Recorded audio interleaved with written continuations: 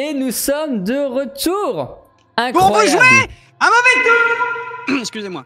Fallait en profiter. T'as raison. Ah non, mais là, nouveau chapitre. Ça fait un moment que je l'ai pas fait là. Ouais, je sentais qu'il y avait un truc là. Fallait que ça sorte. L'occasion était la bonne. L'occasion était la bonne. Très bien. Donc déjà, bonjour à tous, bonjour YouTube. YouTube, vous m'avez fait remarquer une erreur. Qui effectivement n'était pas dans la VOD mais qu'on a fait en live, c'est de remarquer que la sauvegarde était trop récente pour que Type se rappelle de beaucoup de choses, notamment les plans d'OTA et notamment de Phenium. Non, tout ça, ça a été coupé sur YouTube. Donc voilà, pour YouTube, je m'en suis rendu compte. J'ai fait le mea culpa en live après, mais c'était après que j'ai coupé pour vous YouTube. Mais voilà, on a fait le point et du coup, on va faire le point là en live et donc sur YouTube de tout ce qui s'est passé dans Phenium et on va voir où en est la mémoire de Stanislas. Voilà. Stanislas, 26 ans, ça marche plus. Oui, oui, c'est vrai que j'ai pas refait le générique pour le chapitre. Oui. J'y ai pas pensé, on corrigera. Donc, au cours du précédent épisode, Stanislas est mort et a été cloné. Sa mémoire, telle qu'elle a été sauvegardée à la fin de l'épisode 6, ou plus exactement au début de l'épisode 7, a été réinjectée dans son corps. Donc, Stanislas Henry a une connaissance sur tout ce qui s'est passé de l'épisode 1 à l'épisode 6 sans le moindre problème. Ensuite, il n'a aucune connaissance sur ce qui s'est passé entre l'épisode 7 et le dernier épisode. Donc j'ai oublié le numéro, je crois que c'est 14 ou 15. 14 ou 15 de mémoire. Ah oui, c'est l'épisode 6, j'aurais mis ça beaucoup plus tard. Non, non, non, l'explosion de Rachel c'est l'épisode 6. Ouais. Ah ouais? Ah ouais, fin d'épisode 6. Putain, ils se sont passé les trucs en vrai. Ouais, voilà, oui, ça va vite hein. Oh putain.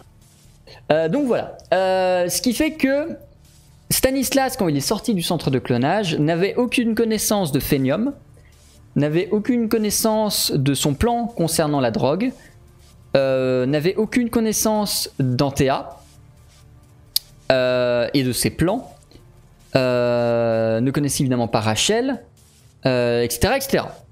Si, quoi? Pardon, pas de Rachel, de Zoé. Oui, la fille de... Voilà, la fille de Rachel, que tu ne connaissais pas. Même si elle est devenue une de tes alliées avec le temps, voilà, ça y est pas. Donc voilà. Et du coup, dans l'ordre justement de tout ça, Phenium t'a été réappris. Oui, alors oui, si je regarde par là-bas. Ah, mais en plus, c'est bien, c'est magnifique, c'est collé dans le relais.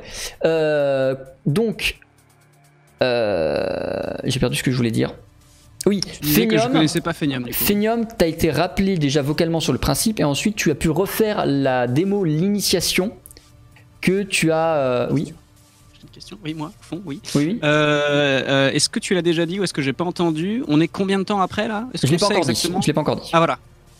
Pour l'instant, on va juste faire le point sur ce qui s'est passé immédiatement après. On va aller progressivement jusqu'à l'époque qui m'intéresse. Donc, attends, faut que je note un truc. Où est mon bouton modifié là. Donc voilà, Phenium, tu as refait une initiation que tu avais déjà fait. Est-ce qu'il a retenté le Pokémon? Eh bah, je te laisse choisir. C'est à toi de choisir. Non, moi j'en ai toujours aucune idée. Ce message, ce souvenir est tout à fait effacé de ma mémoire, j'imagine. Hein. Je vois pas du tout de quoi vous voulez parler. Merci Camille pour le resub, merci beaucoup. Ok, donc voilà, il n'a pas retenté le Poképan cette fois-ci. Peut-être que même les gens lui ont déconseillé, ils ont fait. Alors la dernière fois, vous avez tenté un truc, vous en étiez pas ressorti grandi, vous êtes sûr de vouloir le faire? Il a peut-être dit non. Voilà. Donc voilà. Ensuite, tout ce qui concerne tes plans concernant la drogue t'ont été rappelés par évidemment de faire la fausse drogue. Enfin, la vraie fausse drogue. Tout ça, ça t'a été rappelé par ton équipe au labo qui était sur le coup. Donc tu as une connaissance de ça. Qui est... Toujours en deal avec les US. En deal avec les US, bah, de toute façon, t'avais pas le choix. Oui. Et de toute façon, ça, c'est eux qui te l'ont rappelé plus que toi qui t'en es souvenu. Voilà. Et l'idée de voilà, réussir à faire cette drogue qui soit pour vous une arme aussi de contrôle sur les populations. Bien sûr, voilà. Voilà, ça c'est toujours le cas. C'est toujours en travail, c'est pas peaufiné, clairement pas prêt à release, mais ça a beaucoup plus avancé que ça ne l'a jamais été aujourd'hui. On est à, tu dirais, 3-4 mois d'une version vraiment finale et après il y aura juste à la distribuer et à l'activer.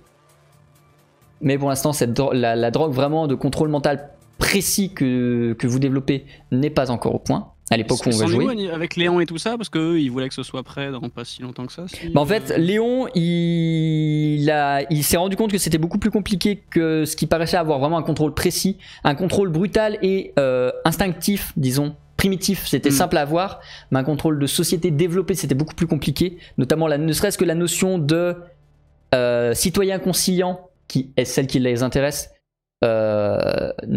n'existait pas, enfin est très compliqué à oui, c'était très primaire coder. pour l'instant au niveau des émotions. Voilà, c'est ça, c'était très primitif et il a compris qu'il vous faudrait énormément de temps, surtout qu'il a lui aussi eu des nouvelles de Microsoft qui bossent sur le même genre de choses et il a vu que eux aussi galéraient. Donc voilà. Ensuite, concernant Antea et ses plans, tu n'as jamais mis Louis au courant de ça. Entre l'épisode 7 et l'épisode 12, Louis n'a jamais été au courant des plans d'Antea. Il était au courant des plans de la drogue, mais pas des plans d'Antea. Jamais. Donc tu n'as aucune connaissance ni d'Antea, ni de ce qu'elle veut faire. Et du coup, comme elle n'a pas cherché visiblement à te recontacter, ni toi ni Lisa, elle a disparu dans la nature avec un savoir scientifique immense et toute la thune que tu lui avais filée. Ok. Et donc nous, on fait la drogue pour contrôler tout ça. Nous, on n'a plus de plan spécialement de... Non, vous avez plus de plan concernant la destruction du monde, de la tour, de tout ça. Tout ce qui a été élaboré avec Antea, c'est-à-dire vraiment cette idée de détruire la tour, de faire revenir les gens à l'humanité sauvage, tout ça, ça a disparu, c'est effacé et tu ne peux pas t'en souvenir. Rien ne peut te permettre de t'en souvenir. Parce que personne ne te l'a redit ni rien. Sauf si elle m'avait recontacté, mais ce sauf si elle t'avait recontacté, et ce n'est pas le cas. On zappe. C'est ça. Donc tout ce qui concerne le retour de Rachel t'aura été évidemment enseigné, en partie par Zoé, en partie par Léon, les proches, le conseil. De toute façon, la presse en sera très vite pris et t'auras très pu. Donc je sais pourquoi je suis mort. Hein. Tu sais pourquoi tu es mort. Tu es mort, entre guillemets, une deuxième fois, parce que ta sauvegarde date du moment où tu te réveilles dans le lit à cause de Rachel. C'est plus ou moins la même chose. T'es sorti du centre de clonage. Et là, on dit c'est Rachel qui t'a buté. C'est ça. Non, on dit c'est Rachel qui t'a buté. Non, mais que ce soit la deuxième fois en fait là. Quoi? C'est ça. C'est exactement ça. Oh là là. Et sinon, je pense que le reste tournait plus ou moins. Et au-delà de ça, c'est vraiment des détails mineurs que t'as pris de 6 à 12 qui n'ont pas d'impact majeur sur ton aventure. Je peux pas faire de gaffe sur des trucs que je suis pas censé savoir et tout ça. De toute façon, si enfin, il y a de fortes chances que ça nous traumatise pas si t'en sors. Tu vois, donc c'est pas grave. Elle est partie préparer son 3ème Reich et son programme pour vivre 400 ans avant de se faire pougaf par fille. Très bien. Et donc, on va déterminer ce qui s'est passé maintenant depuis les derniers événements. Tu incarnes donc Stanislas Bourbon, et jusqu'ici, est-ce que quelque chose ou quelqu'un a fait comprendre et exploser au grand jour le fait que tu étais un usurpateur, auquel cas tu aurais été destitué de tout ce que tu as, tout ce que machin, ou pas?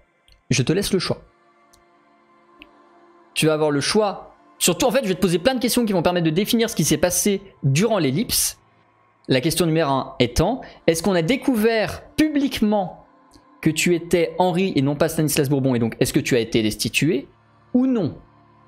Et si jamais tu ne décides pas, je peux demander au chat. Pour moi, j'aurais dit non. Ok, ça me va. C'est juste ça. Moi, je verrouille ça. On valide ça? Il avait préparé les deux. Mais oui. Oui, non, non, personne sait. Ok, très bien. Personne ne sait. Sauf ceux d'habitude. Est-ce que... Donc, imagine qu'il s'est... Alors, j'ai perdu la date que j'avais annoncée au début de l'épisode 1, mais je crois que c'était 2068. Mais je ne suis pas sûr, mais je crois que c'est ça. Ou 2067. Donc, dans tous les cas, ça fait grosso modo 5 ans. On a avancé de 3, 4, 5 ans. Dans ces eaux-là. C'est le lancement de Phenium. On en reparlera. Mais on est dans ces eaux-là. Ok, donc tu n'es pas destitué. Durant cette période-là de temps, est-ce que tu as rencontré une femme? Est-ce que tu as eu des enfants? Est-ce que ton cercle familial s'est élargi? C'est des détails qui sont importants. Pour moi. Et pour ce que tu vas vivre.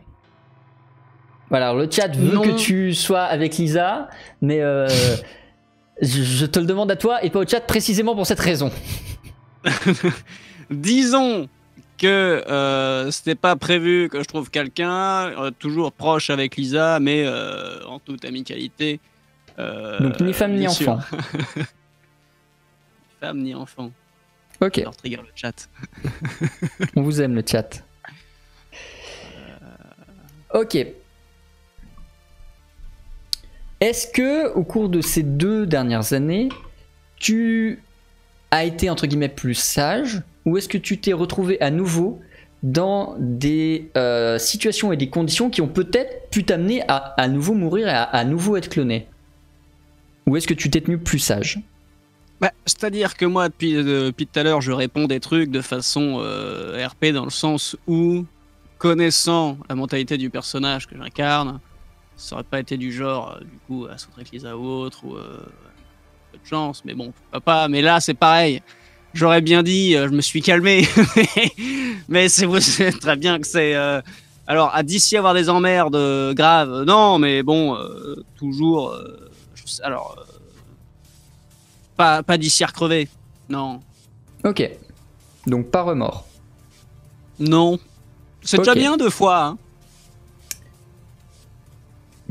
Si tu devais imaginer un souvenir majeur d'un événement, quel qu'il soit, qui serait arrivé durant l'ellipse, est-ce que ça concernerait plutôt ta vie professionnelle, ta vie personnelle, dans quel lieu, dans quel endroit, à quel moment et pourquoi est-ce que c'est un souvenir majeur?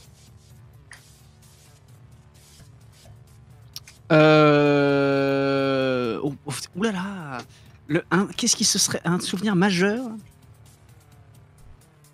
Voilà, et donc vous voyez à quel point quand je fais créer des fiches personnages, parce que ça ressemble un peu à ça, c'est compliqué pour les joueurs hein, quand je leur fais créer des fiches perso. Mais tu sais que, mais putain, j'ai failli dire exactement ce qu'a mis Red Canyon sur le chat, hein, mais du coup faut que je le mette. Tu valides ça? Putain, j'ai pensé à la même chose. Oui, cette fois où on était un peu alcoolisé avec Lisa et voilà, mais en toute amicalité, bien évidemment. Ça, c'était voilà, c'est bon, c'était le jour de l'an. La bonne année est partie un peu vite. Ok, très bien. Un enfant caché avec Lisa, c'est moi qui déciderai de ça. Très bien. On a donc un très bon portrait du Henri / Stanislas quelques années plus tard. Et on va pouvoir commencer l'aventure. Alors déjà, il faut que je change de musique puisque c'est pas la bonne. Voilà. Et on va pouvoir commencer à jouer. Vous me dites si la musique est trop forte, pas assez forte, tout ça le chat. Jusqu'à là. Nous sommes le 27 novembre 2072. Et aujourd'hui, en tant que meneur du projet Phénium, au sein de Néo Paris, tu vas accompagner les premiers citoyens, forcément des citoyens riches, sur les plateformes de virtualisation pour leur première entrée. Tu vas vraiment, alors pas faire le présentateur ni le guignol ni rien, mais disons que tu vas juste être la personne de confiance qui va les rassurer pendant leur entrée dans ce nouveau monde virtuel où ils vont vivre des sensations nouvelles. Voilà, tu vas vraiment quelque chose de parfaitement nouveau. Et donc tu es au 5e étage de Néo Paris dans une salle qui a été construite spécialement pour la virtualisation massive des gens. Aux étages supérieurs, la plupart des gens ont des pods de virtualisation directement chez eux parce qu'ils ont les moyens de le faire, ou surtout la place de le faire. Mais pour la plupart de la population, il y a des centres comme celui-ci qui ont été créés au 5e, au 3e et au 1er étage des villes. Le test de destin, tout à fait. Je t'en prie, vas-y, lance-le. Le chat toujours. Ah, mais j'ai pas mon Roll20, vas-y. J'ai juste pas mon Roll20. Alors, je tenterais bien le fait de gueuler un bon coup parce que la dernière fois, j'y suis allé avec, voilà, sans me plaindre et j'ai fait un bon jet. Cette fois-ci, encore une fois, j'y crois. Je tiens à le dire que j'y crois beaucoup et que ce jet de destin, peut-être pas un 6, mais je crois fort en un 4 ou un 5. S'il y a un 6, bien sûr, je me lève de ma chaise et je crie très fort. Donc, ouais, mais j'y crois très fort. Pas moi. Voilà. Mais je savais qu'il fallait que je gueule. Mais voilà, mais c'était sûr. Mais c'était sûr. Mais putain, mais voilà, mais de toute façon, voilà. Les seuls. Très bien. Je te laisse rajouter Toujours ton comme ça. point d'expérience sur ta fiche personnage. Pas expérience, 1 d'XP. C'est bon, non mais c'est bon, là, voilà. Non, mais de toute façon, Très bien. Tu es donc en train de rassurer les gens, présenter aux gens les plateformes, leur prévenir, leur dire que oui, quand vous allez vous installer, il faudra que vous restiez droit, ça va descendre, puis vous allez avoir des sensations de fourmillement, mais ne vous inquiétez pas, c'est un processus parfaitement normal. T'es évidemment pas le seul, il y a d'autres personnels un peu plus expérimentés de Microsoft qui est là, mais en tant qu'entité politique majeure et mine de rien respectée de NeoParis, tu sers un peu de service d'ordre et de rassurage. C'est comme si tu avais Nicolas Sarkozy qui était à côté de la première personne qui a utilisé son Minitel, tu vois. C'est un peu cette idée-là. C'est vraiment de dire, bah ça fonctionne comme ça, voilà, vous êtes rassurés, parfait. Pourquoi Nicolas Sarkozy spécialement? Parce qu'il était président. Non, même pas, j'ai rien dit, c'était. Comment il s'appelle? Chirac. Non, bah j'ai rien dit. Non, dis de la merde.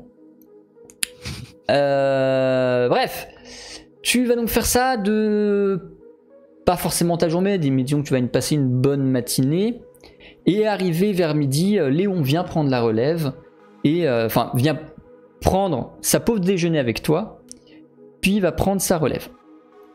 Ta relève, donc tu auras l'après-midi de libre pendant que Léon va faire ce que tu faisais ce matin. Vous vous installez dans un restaurant pas très loin du centre de virtualisation. Le restaurant a littéralement été vidé pour vous et il y a des services d'ordre tout autour, sait-on jamais que. Est-ce qu'il y a des sujets de discussion que toi tu as envie d'aborder avec Léon?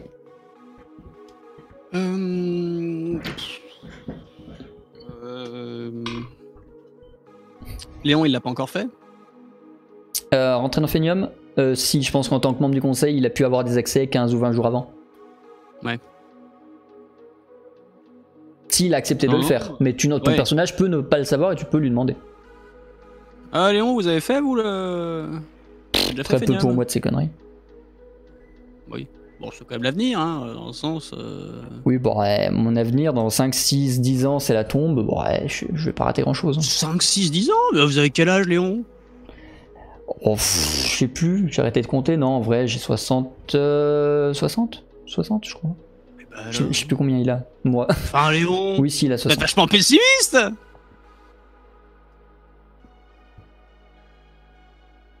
Vous savez, moi j'ai refusé qu'on me remplace les organes, qu'on me clone, machin. Je m'attends à une espérance de vie normale. Hein. Oui, enfin, bon... Non mais au-delà de ça, après voilà, c'est quand même bien d'ailleurs les bons côtés, je sais pas. Alors après oui, mais vous du coup vous avez pas utilisé Phenium, vous y foutrez pas Non, les pieds. je pense pas. À moins qu'il en ait vraiment le besoin, je pense pas y aller. Il a crevé de la Villière en 5 ans. Oui, et c'est Léon qui a repris les rênes du conseil. Voilà. De la Rulière. De la Rulière, pardon, pas de la Villière. De la Rulière. De la Villière, c'est Pierre-André. Voilà, RIP Pierre-André. Ah donc Léon c'est le nouveau... Et Léon est le nouveau président du conseil de la Carcorp. D'accord. Oh, d'accord. Non, qu'est-ce que vous en pensez du coup? Vous pensez qu'on fait une connerie ou de toute façon maintenant c'est trop tard?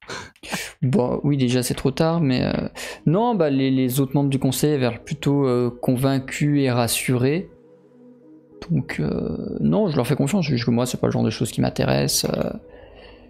Je pense que ça va être très pratique pour distraire encore plus la population de l'état de la planète à l'extérieur, mais je pense pas que... Je sais pas, ça m'intéresse pas, je suis pas sûr d'y faire grand chose. Non, oui, bah en même temps je dis ça, mais moi c'est vrai que dans un sens, bon, qu'est-ce qui m'intéresserait dedans? Bah oui, si, bon, oui, si, de manière utilitaire, mais je me questionne quand même pour les nouvelles générations qui vont être à fond là-dedans. Qu'est-ce que ça va donner, hein? Bah, vu que c'est censé être un monde parfaitement réaliste, j'imagine que ce sera exactement comme aujourd'hui, j'ai envie de dire. C'est juste qu'ils seront dans un autre monde. Enfin, je pense pas que ça va changer grand-chose en vrai. Si, ils verront moins les vitres, ils verront moins l'allure de l'extérieur. Parce que c'est une vraiment grosse nous, on le voit perte. pas très bien non plus, hein, ici. Hein, Est-ce qu'on n'est pas nous-mêmes déjà dans une fausse réalité? Je ne saurais pas dire. Je pense que si. Hein. Mais c'est un mal, selon toi?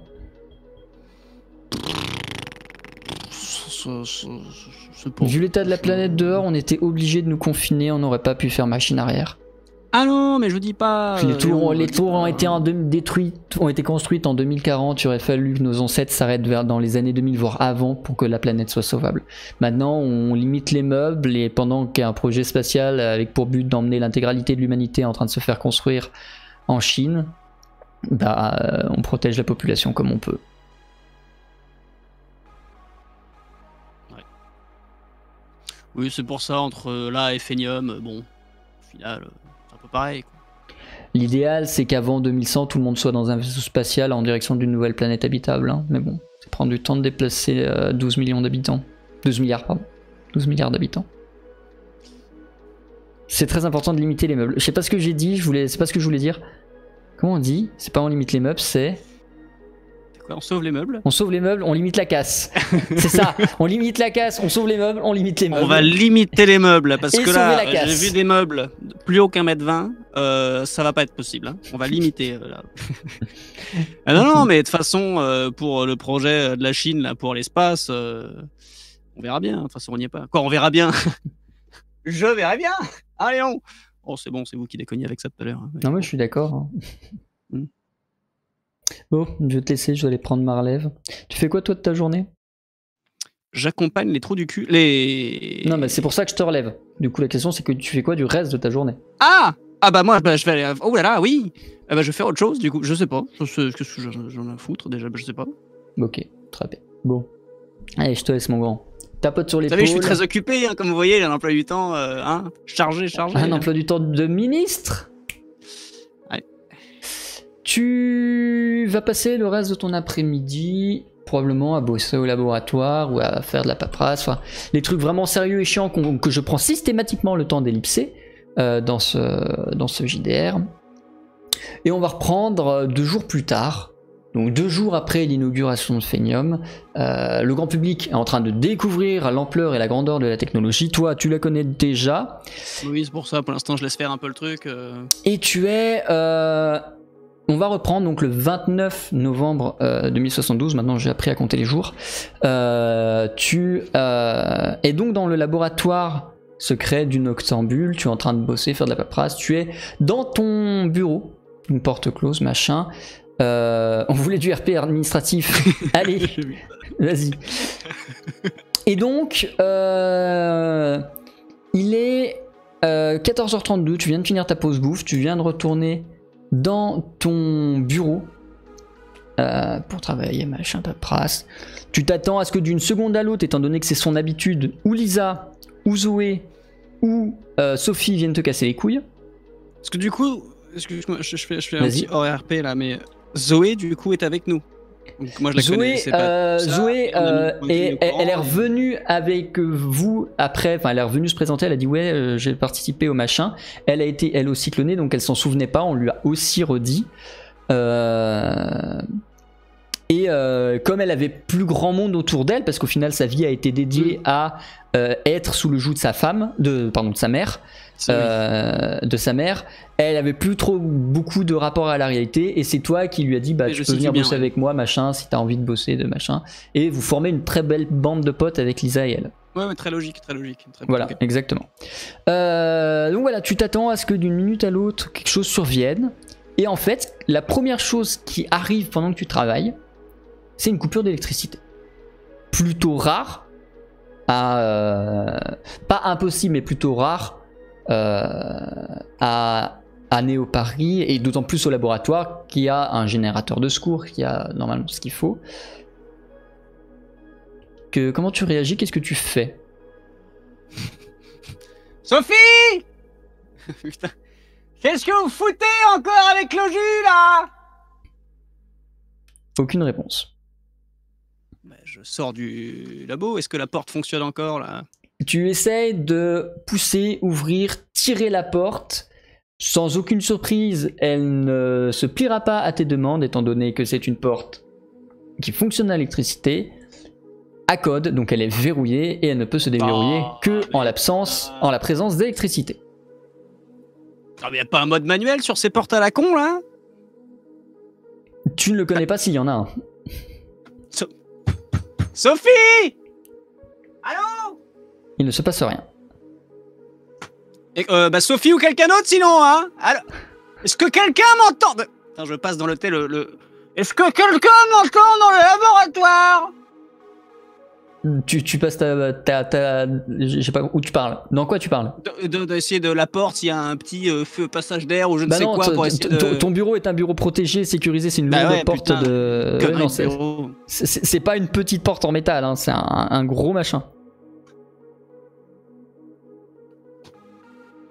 J'attends 5 minutes, encore en essayant de faire signe, tout ça. J'ai pas 5 minutes à essayer d'appeler les gens, à essayer de faire en sorte que cette porte s'ouvre, qu'on puisse te permettre de sortir. Tu vas entendre très peu de bruit de l'autre côté de la porte, et les seuls que tu devines sont des pas qui s'éloignent, de gens qui semblent plutôt quitter le laboratoire. Et moi j'entends leur bruit de pas? T'entends légèrement, c'est vraiment je continue de marteler du coup à la porte pour qu'on m'entende jusqu'à ce qu'il y ait un sursaut de bruit de quelque chose quoi. Avec mon bras. Fais-moi un test de force avec le bras, tiens. Oh bah putain, non mais. Donc force plus bras plus 0. Force du coup. 0, on a tout. Et le bras, il est à combien le bras? Il est à 2. 2-0-2. Ok, c'est une réussite. Tu tapes visiblement assez fort. Alors tu n'auras pas de réponse. Mais par contre, tu vas réussir à avoir suffisamment tordu et bouger la porte pour pouvoir la dégonder et sortir. Au lieu de... En fait, t'as tellement martelé fort que tu l'as courbée et du coup, forcément, tu pouvais plus facilement la démonter. Tu te retrouves dans les bureaux du laboratoire, donc évidemment éteint. Grâce à ton implant, tu vois quelque chose. Sans aucune surprise, ton implant n'a plus aucune connexion. S'il n'y a plus d'électricité, il n'y a plus de réseau. Donc logiquement, ton implant n'a plus de connexion et donc va se contenter d'afficher les informations en temps réel, mais ne va pas avoir accès à toutes les bases de données auxquelles il était connecté auparavant.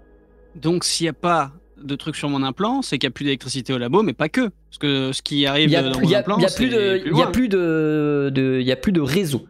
Donc où que soit l'antenne, à savoir si elle a été reconstruite dans le labo ou si elle est à l'extérieur ou quoi, voilà. T'as plus d'informations sur ton implant dans l'instant actuel. Ailleurs, là. Tu arrives donc dans les bureaux du laboratoire qui sont éteints. Tu ne vois que grâce à ton implant qui te donne une vision un peu infrarouge. Et désert. Tout le monde est parti durant ces 4 minutes que tu as mis à défoncer la porte. Je t'écoute. Excuse-moi, RP, je crois que ce que disent les gens sur le chat de ça, je crois que le titre du stream c'est hors ligne. Bah je l'ai changé. Ça t'intéresse peut-être de le savoir. J'ai refresh la Ah non, page, ça ne marche pas. Ah si, ça marche, mais ça ne marche pas. Le stream deck, il me lâche, au secours. Je me dis que ça pourrait t'intéresser. Non, c'est... Oui, tout à fait. Bonjour YouTube, ce moment est intéressant. Sautez 1 ou 2 minutes tout de suite. Voilà, c'est bon, c'est corrigé. Non, je parlais de l'émetteur. Ah non, oui, non, c'est ça, j'ai bien changé le titre. Hein. Au moment où je te l'ai dit, quand tu as refresh toi de ton côté, ça m'a refresh moi. Ok, mais parce que là, il parlait de l'émetteur, mais ok. Le titre a changé chez moi, tu vois, les gens disaient. Ok, bon bah, non, mais c'est pas grave, c'est fait, au moins c'est fait. Voilà. Rebonjour YouTube. Voilà, qu'est-ce que tu fais du coup dans ces couloirs déserts et des gens qui se sont que déjà quelqu'un répond. Tout le monde est que- parti parce que c'est les mesures de sécurité du laboratoire. En cas d'arrêt d'électricité, tout le monde doit sortir du bâtiment. Bah, je sors du coup aussi. Tu croisé quelqu'un, traverses quoi. tout le laboratoire étonnamment vide, étonnamment désert. Tes pas résonnent dans ce grand bâtiment vide. Et tu arrives au niveau du passage secret. Tu arrives dans cette ruelle. Tu entends du bruit. Tu entends des hurlements de voitures. Tu entends beaucoup de gens. Et tu ne vois toujours que grâce à ton implant. À l'extérieur même du laboratoire, plus rien ne semble éclairer, pas même le soleil artificiel qui éclaire le plafond de Néo-Paris, des différents étages de Néo-Paris. Tout est éteint et la panne n'est clairement pas que localisée. Au moins tout cet étage de Néo-Paris est tombé. Où est Elisa? Le chat. Où est Elisa? Option 1, à la maison, donc étage 10. Option 2, au laboratoire, donc étage 2. Option 3, c'est moi qui choisis.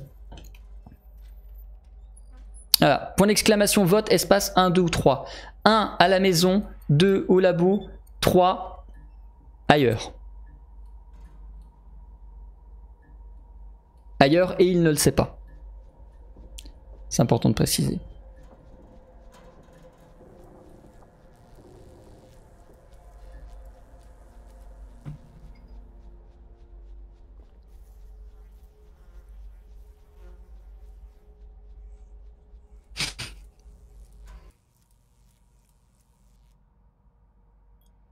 Je vous laisse encore une minute. Pendant ce temps, moi je suis en train de changer un peu l'ambiance sonore. Je peux pas influencer. Mais il y a quand même un des votes où on revoit plus Lisa, quoi.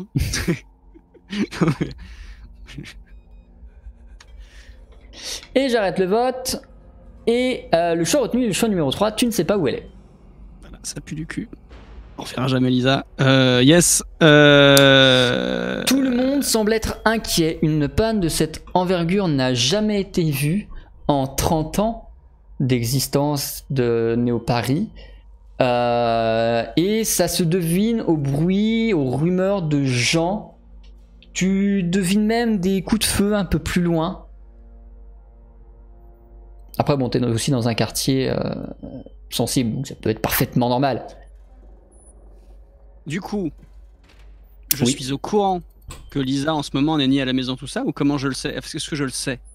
En ne fait, sais tu pas. sais juste, tu ne sais pas. Elle t'a pas dit je suis à la maison, elle t'a pas dit, enfin je reste à la maison, elle t'a pas dit je suis au laboratoire, et de toute façon elle serait au laboratoire, tu l'aurais vu. Donc elle est ailleurs, mais tu ne sais pas où. Tu sais juste qu'elle est ni chez toi, ni au laboratoire. Ok, est-ce que je peux choper quelqu'un est-ce que y a quelqu'un que je reconnais du labo là devant moi à un moment? Ouais, bah il y a Sophie, et il y a sinon Esteban et toute ton équipe. Sophie, qu'est-ce que c'est que ce bordel? Est-ce qu'on a des infos là? Qu'est-ce qui vient de se passer? On n'a rien du tout, les réseaux de com sont HS, on n'a plus moyen de communiquer avec rien du tout, à part en face à face. Aucune info ne circule, et comme il y a même les haut-parleurs de la ville ne fonctionnent pas, je pense que la Carcorp va avoir du mal à faire passer des informations de sécurité et de sûreté. Sophie, est-ce qu'on peut me rappeler la dernière fois que ça s'est produit, ça? Jamais. Très bien. Ok. Est-ce que on sait où est Lisa? Est-ce que vous savez? Est-ce que vous vous souvenez avoir entendu les infos? Qu'est-ce Non. que je ne sais pas où elle est? Je l'ai pas vu au laboratoire, mais à part ça, je sais pas du tout où elle est. Très bien, elle n'était pas là-bas, elle était pas là-bas, c'est sûr. Ok, ça très bien. Est-ce que combien de temps je mettrais là à y aller À pied? Putain, c'est étage 10 là-haut là? Étage 10, faut que vous preniez l'escalier de secours et vous allez marcher pendant un moment si vous y arrivez, parce que personnellement je l'ai jamais fait. Hein. Du coup, faut que vous montiez 8 étages. Il y a un paquet de... Si vous voulez, c'est le gros bâtiment là-bas. C'est l'escalier de secours, qui doit d'ailleurs être bondé de gens qui descendent. Mais là tout de suite... qui est-ce qui est là du labo là Esteban? Oui. Esteban. Oui, si, señor. Pardon, j'étais obligé de le faire, je suis désolé au chat. Esteban, est-ce que vous êtes chaud? Vous venez avec moi, on file à l'étage 10, on se grouille, on prend les escaliers. Vous savez courir, Esteban? Faut que je m'arme? Hein? Faut que je récupère des armes? De préférence, on sait pas, de toute façon, mais dans le doute, oui, prenez pas, vous chargez pas trop, on part maintenant là. Tu pars avec Esteban un minimum armé, ce qu'il aurait pu récupérer sur l'équipe du laboratoire, c'est-à-dire 2 pistolets de sécurité personnelle. Vous vous dirigez vers le bâtiment escalier de secours. En fait, cet escalier arrive au niveau 0 et arrive au niveau à l'étage 1, et en fait il est très proche de la rampe que vous avez empruntée pour sortir de Néo-Paris. C'est littéralement un des accès les plus proches pour... c'est la méthode de sortie de Néo-Paris. Vous rejoignez cet escalier. Au fur et à mesure que vous rejoignez l'escalier, vous vous rendez compte que tout le monde va là-bas. De façon précipitée et de façon exagérée. Tu devines sans nul doute que l'escalier va être rempli de gens qui descendent et qu'il n'y aura aucune pitié pour la pauvre personne qui serait tombée par terre et qui finira littéralement écrasée. Le mouvement de panique est si intense alors que tu n'es même pas arrivé à l'escalier que tu n'oses pas imaginer le torrent que l'escalier est. Stop, Esteban, on va pas faire ça. Est-ce qu'il y a un autre accès? De toute façon, c'est le bordel. Il n'y a pas d'autre escalier de secours que celui-ci. Sinon, il y a l'ascenseur. Mais c'est un gouffre. Faut trouver un moyen de monter.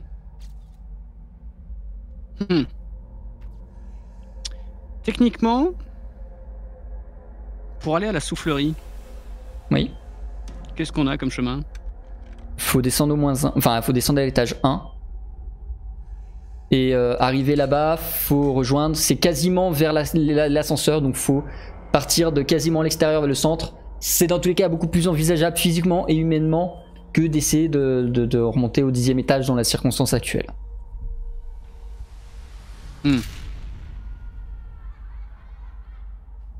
On va juste espérer que Lisa ait la même idée que nous et nous rejoigne à la soufflerie. Hein. Ok, t'essaies d'aller dans la soufflerie? Enfin, t'essaies du coup de descendre au moins 1, au 1, et ensuite de rejoindre la soufflerie? Il va falloir qu'on prenne du matos au labo, le maximum de trucs qu'on a qui pourront nous aider à descendre et puis... Ok, ouais. Tu voudrais prendre quoi comme matériel? Mais du coup, de quoi s'attacher et de quoi descendre de manière... Est-ce qu'on a ça au labo, quelque chose qui ferait l'affaire? Parce qu'on a peut-être pas ça comme équipement, Esteban, vous qui avez l'inventaire. T'as fait 1. Je vais regarder dans les prototypes et les outils militaires qu'on a, si on a des choses qui peuvent correspondre à ça. Il se dirige... Est-ce qu'on peut aller chercher sinon est-ce qu'on peut aller chercher tous les deux tout simplement dans la réserve, dans tout ce qu'il y a? Ouais. Vous retournez tous les deux au laboratoire, un peu donc à contre-courant de cette marée humaine qui cherche à s'échapper. Arrivé au laboratoire, il n'y a plus personne. Tous les agents du laboratoire sont partis, vous les avez croisés lorsque vous faisiez route arrière vers le laboratoire. Vous entrez donc dans ce laboratoire littéralement désert et récupérez ce que vous pouvez de matériel militaire expérimental et prototype. Tu vas trouver un grappin motorisé. Quand même, ça va. Tu vas trouver un jetpack extrêmement prototypaire d'une nouvelle... c'est une nouvelle méthode de propulsion mais extrêmement prototypaire. Et sinon, est-ce qu'on a des infos là-dessus? Et sinon, tu vas récupérer des cordes, des clés, des trucs un peu traditionnels qu'il y a forcément. Concernant le jetpack, il n'a aucune information, c'est pas lui qui bosse dessus. Mais genre, mais qu'est-ce qu'on fout avec ça au labo? Quelqu'un l'a déjà essayé? Mais on le développe. C'est le but de ton laboratoire, c'est de développer des technologies militaires. Mais du coup, on sait pas où ça en est? Bah moi non. Enfin, Esteban te dit non. Oui, merde. Ah, oui, mais... Moi, je bosse pas dessus.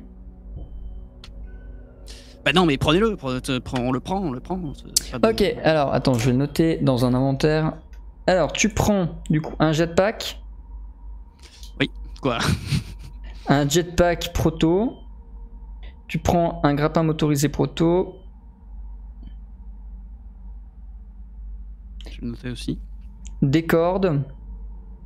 T'as besoin d'autre chose? Non, une arme chacun. On se Bah ça, vous en débrouille. avez déjà. J'ai la donc, mienne sur moi, normalement. Oui, tu gardes le même inventaire. Très bien.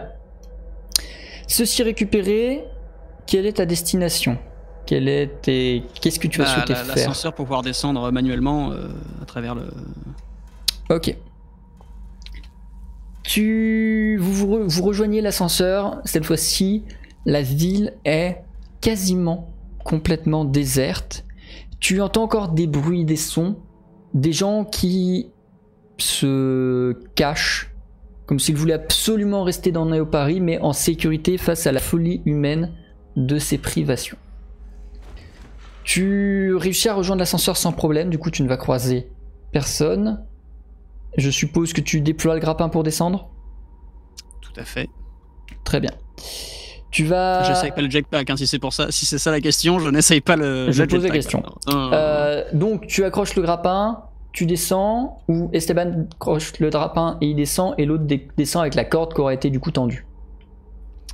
Le grappin... Bah non, mais Esteban, est-ce que vous avez déjà utilisé ça? Jamais, je bosse pas dans cette section du laboratoire, monsieur. Oui, mais allez, bah j'y vais. Vous me suivez, Esteban. Type, tu actives le grappin, tu l'accroches proche de l'ascenseur, dans un recoin proche de l'ascenseur pour qu'il puisse facilement la gripper pour pouvoir descendre à son tour. Tu te mets dans l'ascenseur, tu constates effectivement, étonnamment, l'ascenseur est vide, comme jamais il ne l'a été. Tu constates aussi qu'il y a un tas de voitures écrasées et en feu tout en bas, à cause de le fait que quand il n'y avait plus d'électricité, tout ce qui était dans l'ascenseur est tombé. Et tu commences à descendre. Comme tu le sais, l'ascenseur ne s'arrête pas au 0, il va entre guillemets au -1, c'est-à-dire au vieux centre de Paris, dans lequel ont été déplacés tous les monuments pour en faire un Paris encore exploitable à l'ancienne, même si pas du tout, et il est emmuré. Voilà, une illusion de mémoire de l'ancien Paris. Donc tu vas t'arrêter au 0, pas dans cette partie-là de Paris. Je te laisse me confirmer ça. Oui, tout à fait. Je pensais à un truc en même temps là, putain. Tu actives le grappin, tu vas descendre progressivement. L'étage est J'ai oublié de faire un haut. truc. Faut vous dire que les étages de Néo-Paris, c'est la hauteur d'un bâtiment. D'un grand bâtiment. Faut compter un étage de Néo-Paris, ça fait un bâtiment d'une cinquantaine ou une centaine d'étages. Donc tu vas descendre à un moment et il va se passer deux choses. La première, c'est que tu ne vas pas avoir assez de cordes pour descendre tout au bout et tu vas avoir fait 4/5 du trajet. Deuxièmement, tu sens que le moteur du grappin est en train de ne plus tenir très longtemps. Il ne va te rester que 1 minute chrono, avant quoi il va lâcher et toi tomber. Ok, Esteban, ça pue du cul. J'espère que vous croyez au jetpack. Hein? Il ne t'entend pas, il est trop loin. Il est là-haut, lui, encore? Ah bah oui, du coup il est pas descendu avec toi pour l'instant. Il attendait que tu sois toi en bas et que tu lui donnes un signal pour que lui puisse y aller une fois que la corde... Parce que lui en fait il va se tenir à la corde, donc il va faire... S'il le faisait maintenant, il faisait sur ta tête. C'était un peu débile. Non, il attend que toi tu sois arrivé pour pouvoir le faire. Ah! Va falloir que j'active le jetpack, putain. Bah, là... Oui mais tu l'as pas équipé ton jetpack. Au pire tu l'as dans tes affaires mais il est pas sur toi, dans ton dos. Non, justement, il va falloir que j'essaye de... Ok. Fais-moi s'il te plaît un test. Agilité. Avec les bonus d'agilité de ton équipement. Donc -1, 0, 1. Ça pue du cul.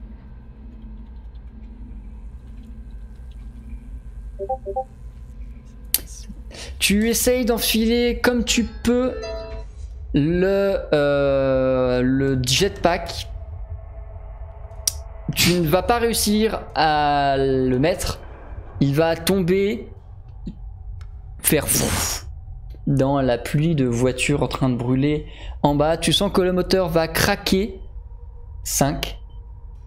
Je l'ai droppé. J'essaie de m'accrocher au premier truc que 3. je peux sur la paroi et de plus me tenir à la corde, quoi. Refais-moi un test d'agilité, s'il te plaît. -1, 0, 1 pour essayer de t'accrocher au premier truc qui passe, qui puisse t'agripper, qui puisse...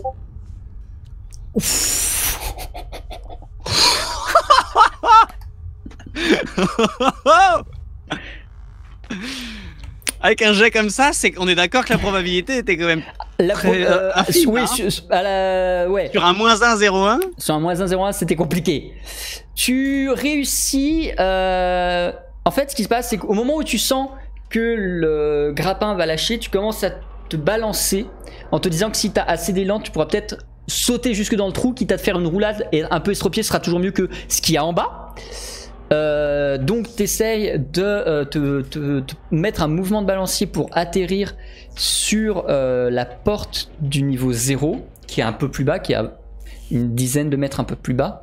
Et en fait, pendant ton balancement, tu vas constater que ni de ton côté, ni du côté de la porte d'en bas, mais là, si tu imagines un cylindre, voilà, ça c'est l'ascenseur vu de haut, ascenseur vu de haut.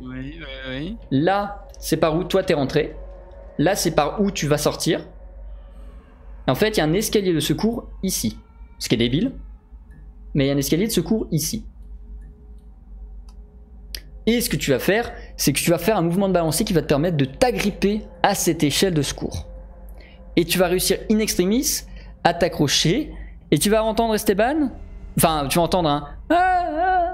avec toute la réverbération et la déformation de la voix d'Esteban, un peu ce qu'il a entendu quand toi t'as essayé de lui faire Esteban, un truc incompréhensible, machin. Est-ce que tu y réponds? Est-ce que tu essaies d'y répondre? Esteban, ça va? Ah ouais, mais il comprend rien, ce con. Retournez au labo, du coup. Tu le vois descendre le long du fil. Donc, comme j'ai dit, ça fait parce que du coup il glisse le long du fil. Arrivé en bas, forcément avec le poids et la vitesse qu'Esteban a accumulé, l'embase du grappin éclate et Esteban continue sa chute jusqu'au plus bas de l'ascenseur. Tu n'entendras ni douleur ni souffrance, simplement un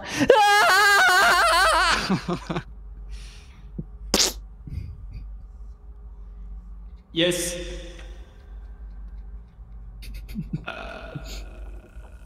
C'est la merde. C'est horrible, mais je me grouille quand même, je continue, je me speed ma race. Tu vas pas pouvoir arriver au -1 parce que comme je l'ai dit, l'escalier ne s'arrête pas aux étages. Ouais. L'escalier, il va littéralement du bas au haut de la tour. Donc tu vas être obligé de le suivre jusqu'au 0. Tu descends le long de l'escalier, ça va prendre un moment et ça va un peu te fatiguer, je te laisse te prendre une fatigue. C'est de l'échelle. J'ai dit quoi? L'escalier. Échelle, pardon, échelle. Tu dis, parce que tu me décris ça comme une échelle depuis tout à l'heure. Non, échelle. Tu descends le long de l'échelle de secours jusqu'en bas. En bas, en fait, plus tu vas t'approcher du bas, plus tu vas sentir la chaleur, forcément, du brasier de voitures en feu, de corps qui ne bougent plus beaucoup, qui sont calcinés, une odeur de porc, des bruits de métal déformé. Tu vas assez vite t'éclipser de là pour déjà toi-même pas mourir brûlé, puis pas simplement parce que l'odeur, le goût, enfin du coup le goût non, mais l'odeur, le bruit, tout ça te... un peu. Donc tu t'éloignes, tu te mets un peu à l'écart et tu es au niveau 0 de Néo-Paris. Qui n'y est jamais venu, du moins on l'a jamais exploré pendant qu'on jouait ensemble. Mais le niveau 0 de Néo-Paris est vraiment un Paris d'époque. Un Paris tel qu'il a existé avant la construction de la tour. Alors il y a des trucs un peu bizarres, c'est-à-dire que tu as vraiment tous les monuments dans un espace de 1 km², mais parce que tout a été déplacé pour correspondre justement au centre de Néo-Paris. Mais voilà, et C'est très propre, très bien entretenu, comme si le chaos qu'il y avait au cœur de l'ascenseur était contenu seulement dans l'ascenseur. Toute cette version-là, tout ce côté-là de Néo Paris est encore parfaitement intact. Est-ce que je sais où je me situe d'ailleurs par rapport à où est la soufflerie?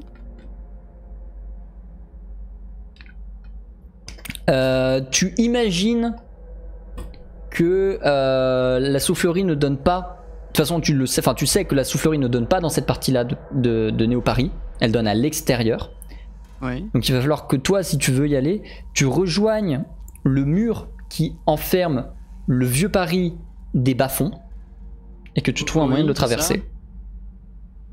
Parce que là, on est d'accord. Il y a le vieux Paris, bas-fond, tout ça. Voilà. T'as le vieux Paris, tout ça. Et la soufflerie, elle est genre par là, tu vois.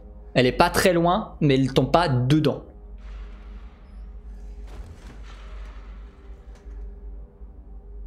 Mais du coup, moi, par rapport à tout ça, je suis... Pour l'instant, t'es dedans. encore... T'es dedans. Ah oui, je suis descendu... T'es descendu jusqu'au 0. Parce que tu pouvais pas t'arrêter au 1. Oui. Tu es dans cette section-là où tu vois l'Arc de Triomphe, la Tour Eiffel et tout ça. Enfin, où tu les devines à travers ton implant. Oui. Ah d'accord, excuse-moi, j'avais mal compris ce truc-là. Ah oui.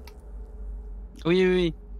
Bah du coup, putain, ouais, parce que là c'est vraiment, en même temps, si je retourne là-bas dans l'espoir que Lisa...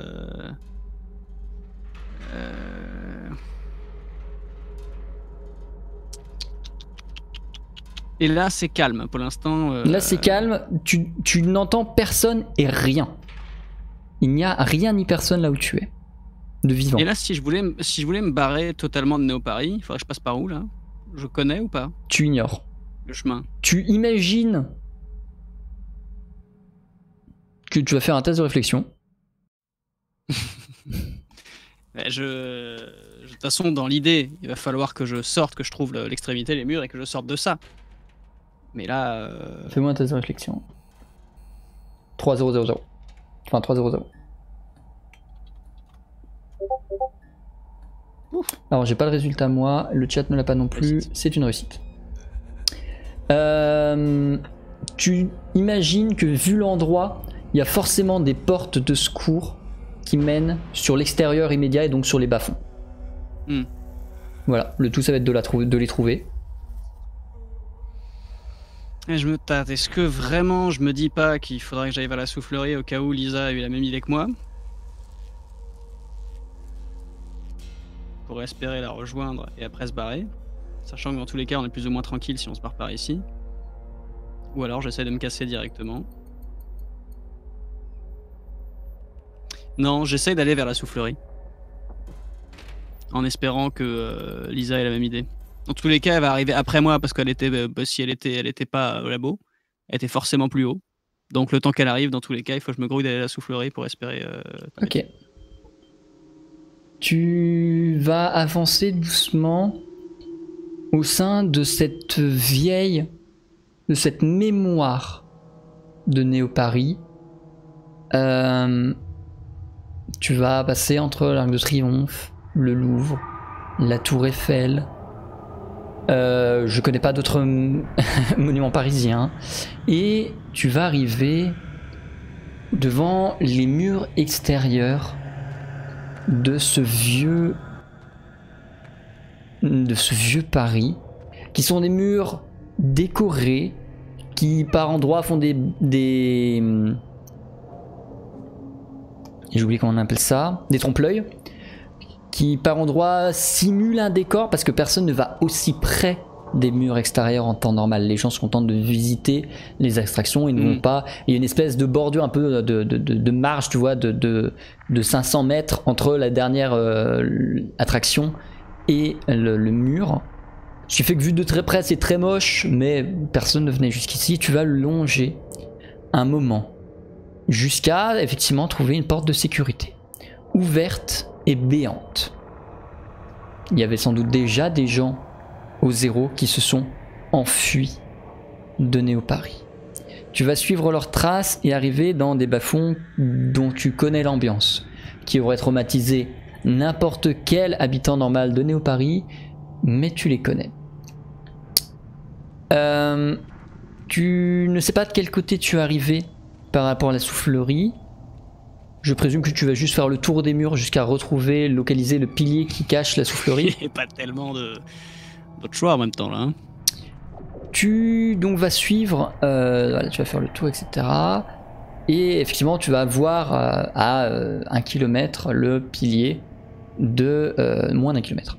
Le pilier de la soufflerie que tu vas rejoindre, un des piliers qui soutient, voilà, comme tous les autres Néo-Paris. Tu vas y arriver. J'essaie d'y aller discrètement de façon à pas non plus me pointer au cas où c'est parce que bon, c'est quand même ce qu'il y avait l'habitude de passer par là-bas. Il n'y a personne qui la protège, visiblement. Et il n'y a personne pour l'instant ni dans le conduit ni aux alentours. En même temps, c'est logique, la soufflerie est un endroit qui est habituellement protégé. Donc les sans-droits n'y vont pas. Et quasiment personne ne connaît le passage de la soufflerie, à part les gens un peu obscurs de Néo-Paris qui ont déjà eu largement le temps de l'emprunter pour fuir. Pour l'instant, aucun bruit, personne dans et au niveau de la soufflerie.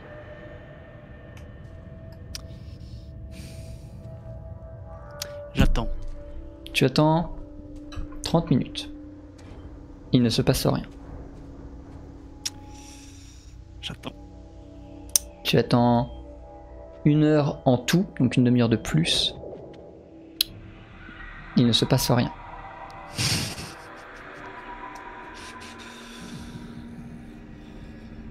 De toute façon, si j'ai fait le détour, pour l'instant, c'est pas pour rien. Hein, je m'accroche à l'espoir que, hein, mais j'attends.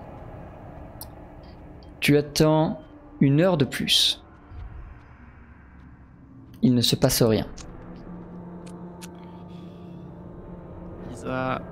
Lisa, faut être intelligente. Lisa, faut être intelligente. Lisa, il faut être intelligente. J'attends. Tu attends. Lisa, faut être intelligente. Donc, t'en es à 2 heures pour l'instant. Tu attends 2 heures de plus. La faim commence à te gêner. La fatigue aussi, puisque, mine de rien, ça a été plus sportif que toute ta vie. Il n'y a toujours rien dans la soufflerie.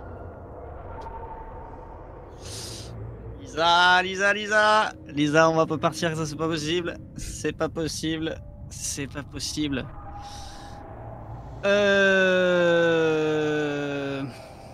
Il l'a déjà perdu, la fatigue. Elle y est déjà.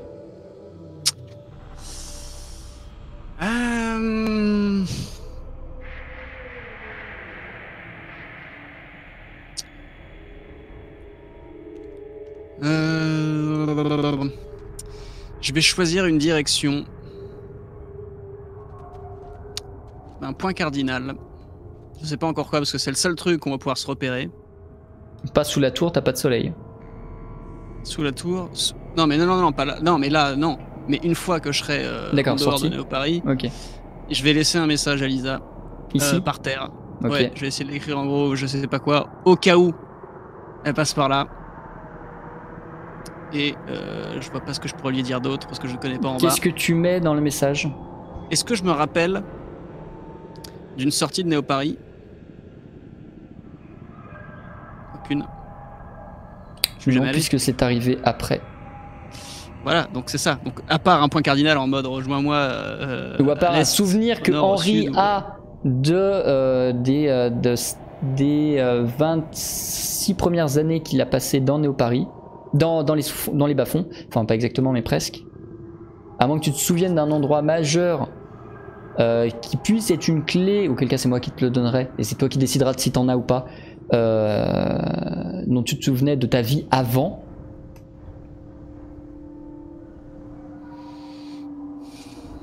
Alors là en fait je vais même faire autrement. Au cours des 15 épisodes précédents, tu as eu des indices suffisamment éloquents pour que tu puisses connaître un endroit de ton passé, donc on n'a jamais joué, qui coïncide avec la connaissance de Lisa. Si tu le trouves, je t'autorise à du coup lui laisser un message suffisamment précis pour avoir un lieu de rendez-vous. Le cas échéant, il faudra te contenter d'une destination vague. Au cours de ces 15 épisodes, suffisamment d'éléments ont émergé. Et le chat aussi, si vous avez l'idée. Si vous voulez souffler l'idée type, vous pouvez. Il y a eu suffisamment d'éléments pour que tu puisses donner un indice plus ou moins précis. Là, t'es en train de me dire qu'il faut que je me souvienne d'un truc. Toi, tu sais quoi? Il faut que je me souvienne de ce truc-là? Il faut que tu te souviennes d'un détail que j'ai cité au cours des 15 épisodes qui te permettrait de donner un lieu précis. Et dont je suis censé me souvenir, c'est-à-dire dans les 6 premiers. Et dont Stanislas connaît.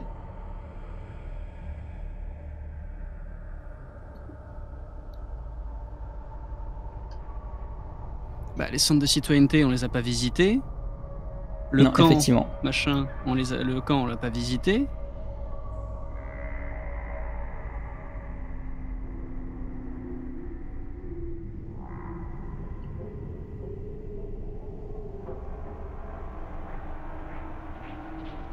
On parle de, parce que là, en dehors de Néo-Paris, on est censé avoir un...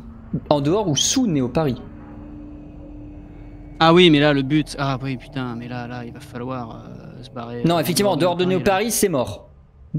Sous Néo-Paris, c'est déjà plus possible. « 30 secondes. » C'est le bordel, sous Néo-Paris, l'usine, elle sait où elle est? Elle y a été avec toi et c'est une partie de vos mémoires qui n'ont pas été effacées. Et donc c'est où? C'est oui, c'est quand je me suis fait enlever par Rachel la première fois? Oui. Ce qui n'est pas le même endroit de là où on a sauté la deuxième fois? Non.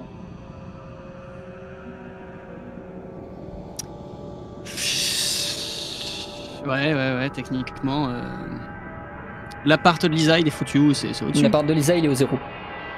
C'est ça, hein? Il est au 0 de la tour. Là, t'es sous la tour. On est d'accord, voilà. Bah oui. Non, mais il y a ça. Il y a ça. Il y a le. 10 secondes. Bah, j'écris ça. Tu lui dis, on se retrouve au labo de Rachel?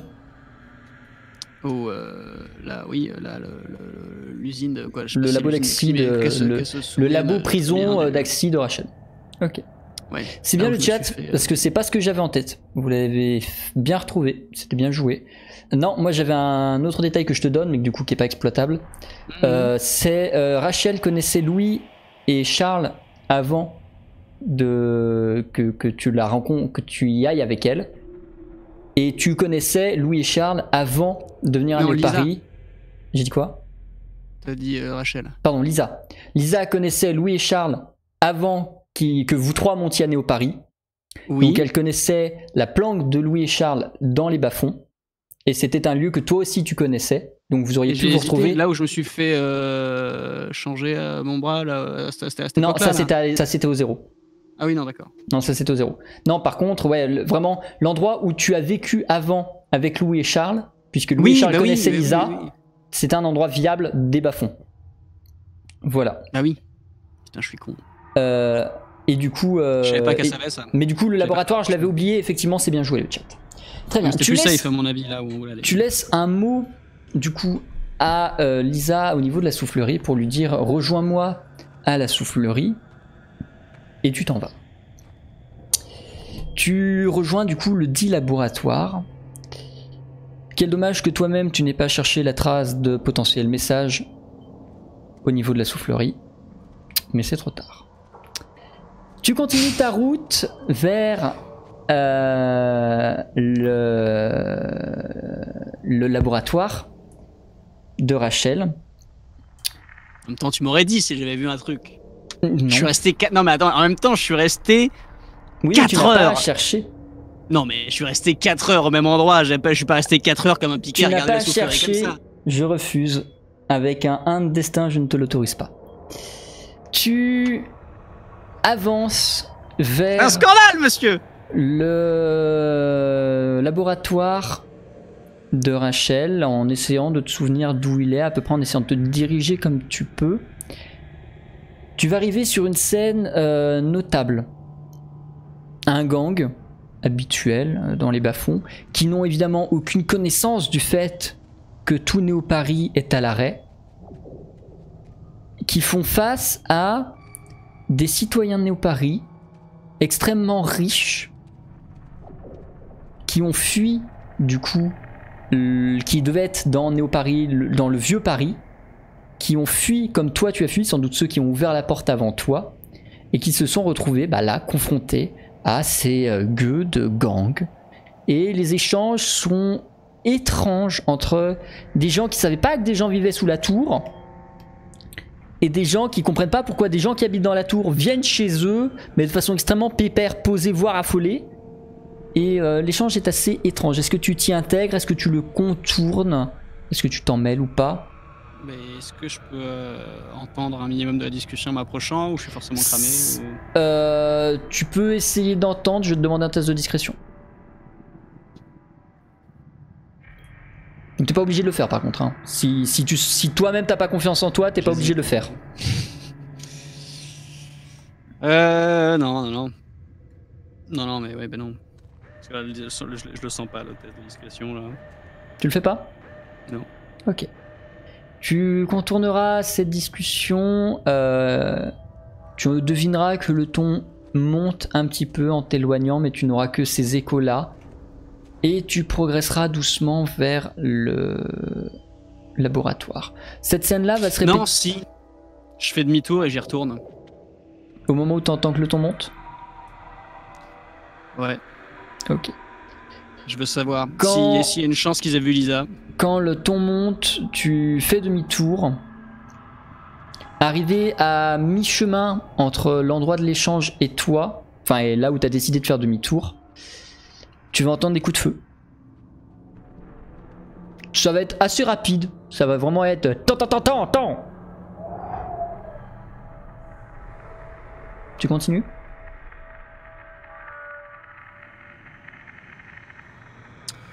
Je sors mon pistolet, je me prépare à faire face à éventuellement quelque chose si besoin. Mais j'essaye pas non plus de filer comme un taré direct dans l'action, hein, mais regarder ce qui s'est passé. Toujours en manque prendre la de température, nourriture. au moins savoir si les gangs sont vraiment si vénères ou si c'est plutôt les civils qui, pourquoi pas, étaient bien armés et ont buté les mecs des gangs. Toujours en manque de nourriture, tu retournes vers le lieu des échanges. C'est effectivement le gang qui a agi. Quelle que soit la raison, parce que pour l'instant tu ne peux pas tellement les interroger, c'est le gang qui a décidé d'éliminer la dizaine de citoyens de Néo-Paris qui avaient fui par la porte de secours.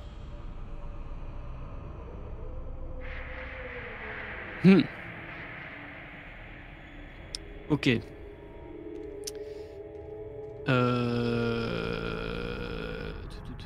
Ok, donc là, c'est bien. Non, mais c'est bien. J'ai vu ce qu'il fallait que je vois. Et du coup, je les vois de loin. Là, je suis où par rapport à eux? Une centaine de mètres, un peu moins, un peu plus si t'as voulu prendre des précautions. Et qu'est-ce que font les mecs là? Rien, ils retournent à leur train de vie. Il y en a un ou deux qui tirent les cadavres et les autres retournent dans leur coin ou sur de leur baril en feu. Pour se réchauffer, pour vivre leur vie comme ils l'ont toujours fait dans les bas-fonds. Ok. Bon, je continue vers le labo du coup. Tu continues ta route vers le labo. La soif et la faim se font de plus en plus ressentir. Tu estimes que tu vas... Donc là tu as avancé, ça fait à peu près 2 heures que tu marches depuis l'échange avec le gang. Tu estimes que tu en as encore pour une demi-heure, 1 heure. Mais la fatigue commence à être lourde, tu prends un 2e point de fatigue. Et la faim et la soif te tiraillent sévèrement. Est-ce que tu t'acharnes à continuer la route? Ah bah si, oui, bah après la faim et la soif, ça fait combien de temps que... Bah là, du coup, ça va faire une dizaine d'heures que t'as rien bu, rien mangé.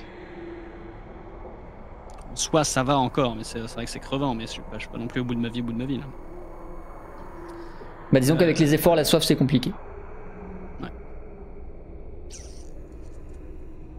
Ouais, c'est compliqué, 10 heures, techniquement. Oui, mais 10 heures d'effort. Parce que t'arrêtes pas de marcher ou d'escalader des trucs ou de... Ouais. Parce que les bas-fonds, c'est pas non plus un terrain vague. Non, mais je continue, moi, de toute façon, jusqu'au labo. Hein. Ok. Tu arrives au laboratoire, celui-ci a été déserté. Donc évidemment pas depuis, parce que d'autres installations ont été mises dedans par la CareCorp. Mais là, depuis l'arrêt des technologies à l'intérieur de ce laboratoire aussi. Donc même les installations extérieures au laboratoire n'ont visiblement pas d'électricité, pas d'eau, peu importe. Et du coup le laboratoire a été déserté, les gens qui étaient dedans l'ont sans doute quitté pour retourner vers la rampe d'accès à Néo-Paris. À l'intérieur, tu vas retrouver une ambiance très pesante, celle que tu as connue, d'autant plus sans lumière, etc. Des choses beaucoup plus saines étaient développées ici par la CareCorp depuis. Qu'est-ce que tu vas faire dans le laboratoire ? Bah déjà essayer de voir s'il n'y a pas quelqu'un, mais en premier lieu, ce pourquoi je me dirigeais là-bas en même temps, c'est parce que j'ai continué à aller là-bas, j'ai forcé d'y aller, c'est parce que peut-être qu'il y a encore des restes des installations, essayer de voir s'il n'y a pas à bouffer, s'il n'y a pas à boire, essayer de trouver de quoi faire des petites provisions. Il y a forcément un truc qui traîne Effectivement, tu vas trouver. Alors, tu vas pas trouver beaucoup de bouffe. Genre, il ne vivait pas ici. Il remontait sans doute à Néo-Paris tous les soirs. Mais tu vas trouver 2-3 casse-croûtes, une machine à pas une machine à café, mais comment dire. Enfin, tu sais, les machines à café, mais qui distribuent. Ouais, une machine à snack que tu peux défoncer pour prendre 2-3 trucs. Tu vas pouvoir faire ce genre de choses. Effectivement.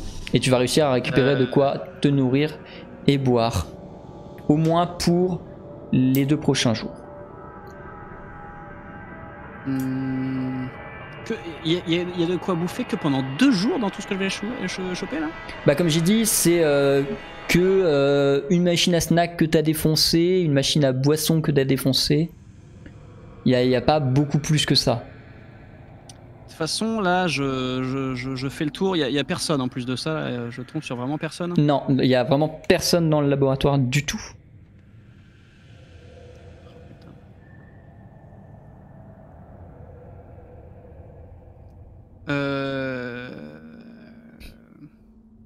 Dans tous les cas, j'ai donné rendez-vous à Lisa ici. Oui. Donc, dans un premier temps, je vais bien regarder les lieux de partout, bien chercher. Je vais faire une fouille approfondie pour chercher dans tous les recoins en attendant Lisa, voir si je peux pas trouver plus de matos, des trucs qui m'intéresseraient et tout ça. Et puis en attendant, je vais rester un peu ici. Je vais donner rendez-vous là. Ok. Pour les résultats de ta fouille, soit tu fais un test de perception sans un plan, soit je me base sur ton test de destin. Je te laisse le choix. De toute façon là, parce que là pour l'instant j'y vois que dalle, c'est ça Si, c'est... Là on n'est pas dans le noir non plus complet. T'es dans le noir complet, c'est ton implant qui te permet de voir grâce à la vision infrarouge qui te procure. Et en gros, le bonus en temps normal que l'implant te procure en termes de visibilité est annulé par le fait que premièrement il n'a pas de connexion et deuxièmement t'es dans un environnement parfaitement noir et tu bénéficies juste d'une vision infrarouge. Pour voir... Tu peux essayer de bricoler quelque chose. Tu peux essayer de bricoler une torche, de faire un truc qui puisse s'allumer. Tout est possible. Faut juste le faire et y penser. Ouais, je vais essayer de fabriquer un truc pour pouvoir voir quelque chose et de préférence s'il n'y a pas des batteries ou des conneries ou des trucs que je peux allumer. Ok, fais-moi s'il te plaît un test. Me servir autre part parce que là. Fais-moi s'il te plaît un test de mécanique, qui est vraiment la statistique qu'on n'a jamais utilisée au cours de ce JDR. Là, je suis à 0,0,0 quoi. C'est ça, hein? Tout à fait. Ça pue. C'est pas vrai. Ah, j'ai toujours pas le résultat. Attendez, hop. Ah, bah, moi je l'ai, hein, C'est un échec. Voilà, je suis désolé, chat, vous l'avez pas non plus, c'est un échec. Tu vas tomber sur des lampes torches de sécurité sans pile. Tu vas essayer de bidouiller rapidement, mais t'as vraiment aucune expérience de ce genre de pratique survivaliste. Et même à base de batterie, même à base de trucs, tu vas rien réussir à faire de viable. À un moment donné, t'as réussi à faire une torche avec un bâton qui traînait à l'extérieur du labo. Mais t'as pas trouvé un moyen de la faire tenir longtemps, ce qui fait qu'au bout de 5 minutes, le bâton était juste du charbon. Pendant ces 5 minutes, tu vas avoir trouvé à l'intérieur du laboratoire, vers l'entrée, un bout de papier froissé déchiré sur lequel tu as marché, toi ou d'autres, puisqu'il y a des traces de pas dessus.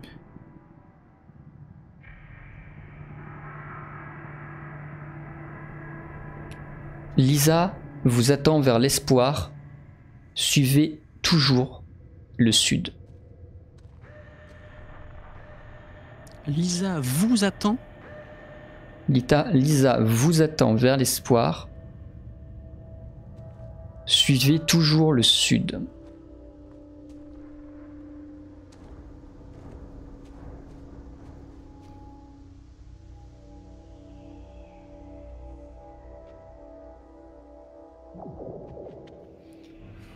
Du coup, parce que c'est quelqu'un d'autre qui a écrit ça, c'est pas Lisa qui me dit elle y va. Ouais, dans un sens, d'un côté pas RP, je crois avoir compris. D'un côté totalement RP, j'ai aucune idée de ce qui se passe. Et du coup, je me dis, alors déjà, je suis soulagé, parce que je me dis, oh putain. Ok. Du coup, c'est bon, on va pouvoir se tirer. Et il va falloir que je me prépare à... Je prends le bout de papier avec moi, bien évidemment. Je fais vraiment le tour pour regarder si au max du max les provisions, faire des bouteilles, faire tout ça, et me barrer de là. Est-ce que du coup mon sac, il y a quoi dans mon sac? Techniquement, je fais un peu l'inventaire de tout ce que j'ai avec moi là.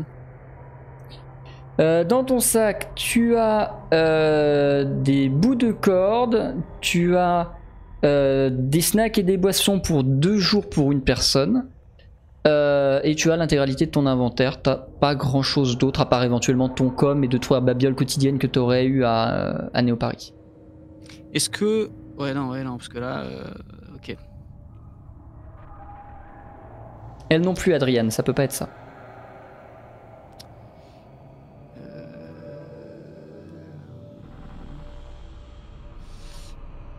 Ok. Est-ce que je trouve quelque chose? Est-ce que je peux trouver quelque chose qui fait office d'aimant? Est-ce que dans des débris, dans des conneries, est-ce que je peux trouver un truc? Je vais te l'autoriser. Le derrière d'un speaker, d'une enceinte, de n'importe quoi, il y a forcément un aimant quelque part. Évidemment, l'arrière d'une enceinte, hein, on reconnaît. Je te l'autorise. Ah bah je sais où il y a des aimants dans du matériel, s'il vous plaît. Je te l'autorise. Ok, je chope ça. Est-ce que je peux trouver quelque chose qui fait office d'aiguille ou de petits morceaux de métal assez... Ça va être beaucoup plus compliqué. Un truc en métal assez léger pour pouvoir flotter sur de l'eau. Faut que tu le fasses toi-même. Ouais, n'importe, un truc en métal qui va flotter sur de l'eau et qui se fait aimanter par le truc. Je vais bien trouver ça, de toute façon au pire je le fabrique, hein, mais je peux trouver un petit bout de métal et un petit contenant. Tu vas réussir à bricoler ça. Ok. De façon à, si je suis paumé, me faire une boussole manuellement. Avec un petit... J'avais compris. Un petit récipient avec de l'eau. J'avais le truc. Très bien. Parce Ceci que étant là, fait... si la seule indication c'est le sud et que je sais pas où est le sud et que je vois pas ce qui se passe dans le ciel avec le soleil, ça pue du cul quoi. Là il faut une boussole. Là. Il n'arrive pas à faire une lampe torche mais une boussole. Mais là c'est juste savoir comment ça marche, après c'est très facile à faire. Hein. Voilà. C'est une fois que tu connais le principe physique, tu te démerdes avec ce que tu as autour de toi. Un truc qui est clair, vraiment viable, si t'as pas de notion de survie, c'est plus compliqué. Ok. Ok, et ben je me mets en route après. Tu tailles vers le sud? Ah bah là... Très bien. Tu vas marcher pendant 1 heure avant de vraiment sentir la fatigue te tomber dessus. Entre tes activités de ce matin, plus tout ce qu'il s'est passé cet après-midi, tu commences à n'en plus pouvoir. Tu es à une demi-heure de la sortie des bas-fonds et donc de l'arrivée vers le retour du soleil, le retour de tout ce genre de choses.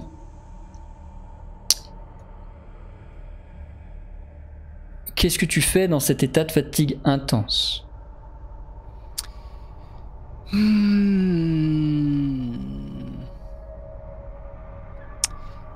Est-ce que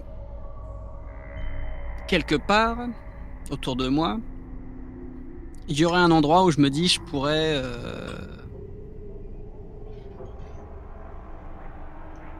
me poser pour dormir, mais un endroit où vraiment je vais pouvoir me planquer. Quitte à escalader quelque part une dernière fois, être vraiment crevé, mais que personne me tombe dessus par hasard parce que je me suis assis dans le caniveau pour dormir et puis Ça se fait, ça se trouve. je me planque sévèrement. Et je reste alerte bien sûr, hein, je dors avec le gun à côté au cas où ils arrivent à me déloger dans mon... Tu regardes autour de toi, tu choisis l'endroit le plus approprié pour être le plus caché possible et tu te mets en sécurité et tu dors, c'est ça le plan? Ouais. Ok. Je vais te muter. Bien évidemment, je fais des quand il s'agit de... Parce que je vais pas parler de manger et tout ça, je rationne quand même. Hein, oui, non, mais oui, quand je dis 2 jours, c'est 2 jours, t'inquiète. Je considère que tu vas plus manger pendant les 2 prochains jours, que t'en as plus besoin, à moins que tu croises quelqu'un avec qui. Mais pour l'instant, t'inquiète plus de la bouffe, c'est ok. Ah bah, je fais gaffe, hein. Et je te mute. Alors, attends, je vérifie que ça marche bien. Voilà, ça... Le chat. Et en effet, je n'entends plus. Terrible erreur de la part de ce cher type d'avoir choisi le meilleur endroit pour se cacher, puisque s'il y a pensé, d'autres vont y penser.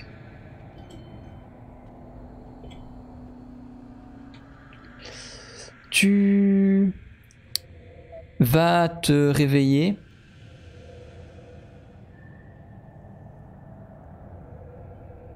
plus tard. Tu n'arrives pas à dire combien de temps plus tard, mais plus tard. Et comment ça, le chat, il fait... Tout le chat fait « Ah !» Qu'est-ce que... Plus tard. Comment ça? Qu'est-ce que c'est que ce connerie, là? Tu es réveillé par des bruits aux alentours.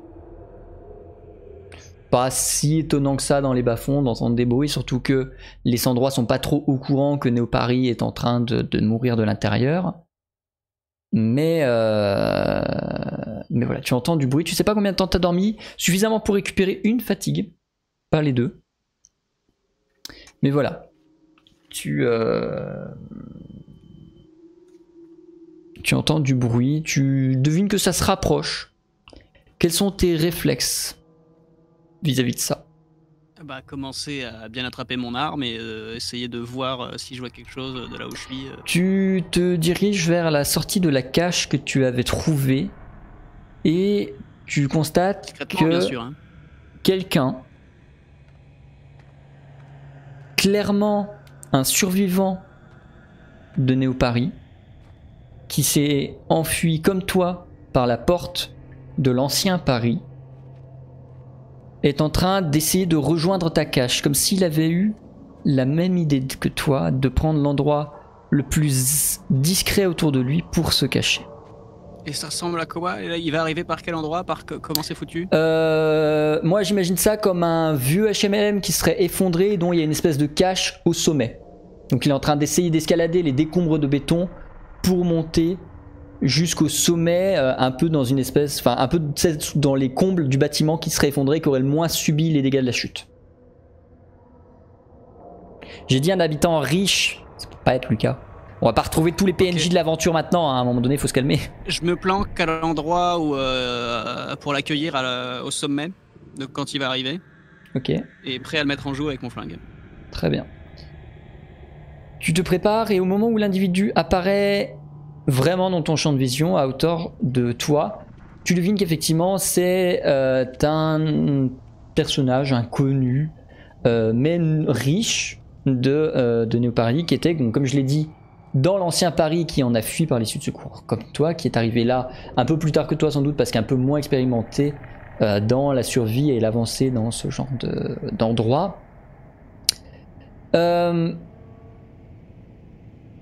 Tu le tiens en joue immédiatement dès qu'il arrive. Ah bah ouais, là ça bouge plus là. Très affolé, il...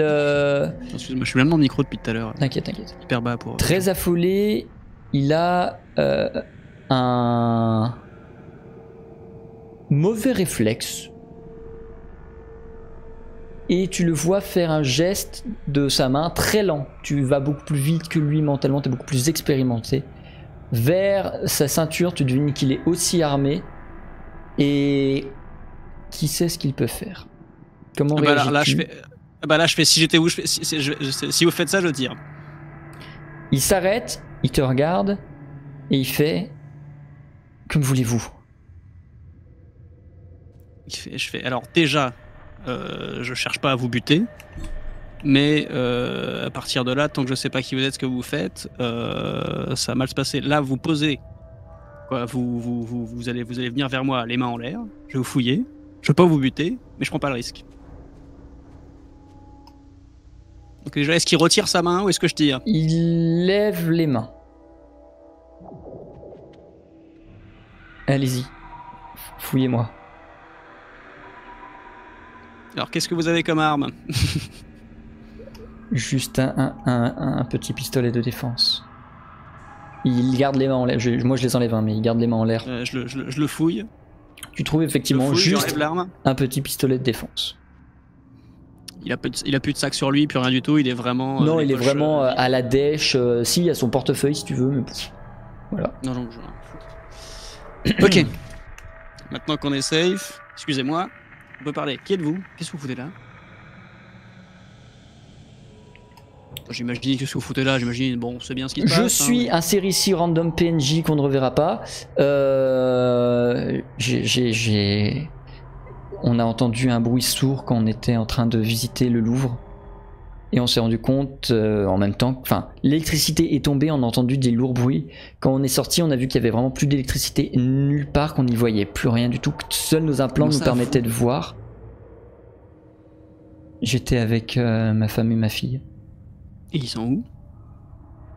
Son visage devient blême, son expression infiniment triste.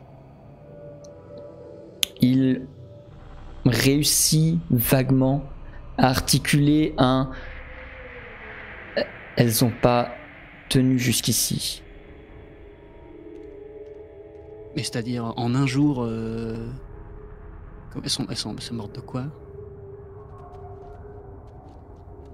Il répond pas et tu le sens se braquer encore trop dans le trauma.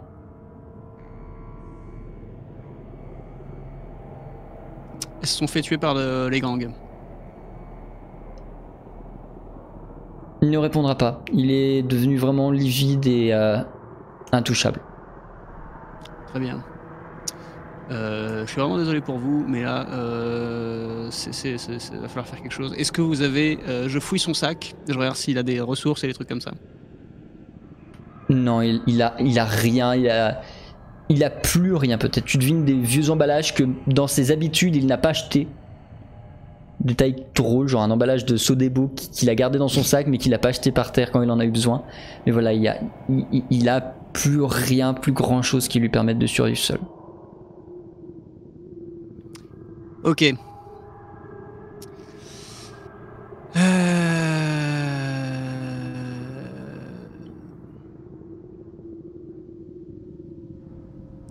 Ok, bah j'attrape mon sac du coup. Ok. Et je commence à faire mon pactage pour commencer à me barrer. Très bien. Je lui lâche quand même de quoi bouffer dans ce que j'ai. Ok. Combien? Bon courage. Tu lui files quoi? Un quart, la moitié Ouais, un quart, allez. Je suis gentil. Très bien. Allez, je fais ça. Au dernier moment, avant de partir, je rends son arme. Je lui dis désolé, bon courage. Et je m'en vais. Il est fermé, traumatisé. Il n'a rien rajouté, rien dit de plus à partir du moment où tu l'as laissé. Tu le laisses dans ses combles effondrés, tu lui tournes le dos, tu vas vers la sortie et tu vas entendre une détonation. Je savais que j'aurais pas dû lui laisser le... Je savais, hein. Tu vas sentir une détonation et tu vas sentir une forte douleur dans ton torse. Oh putain, non mais putain. Ah bah non, je crois que c'était buté le mec. Ah d'accord, donc le mec me tire dessus. Ah d'accord. Comment réagis-tu? On en est là. Je te mets une blessure. Comment réagis-tu? Eh ben je me défends et puis je tire dessus. Oh, ah c'est vrai que mon piano est allumé. Alors comment je me défends? Je joue du piano. Alors oh bah putain, mais quel fils de... Fais-moi s'il te plaît un test de arme à distance. Les bonus de ton arme.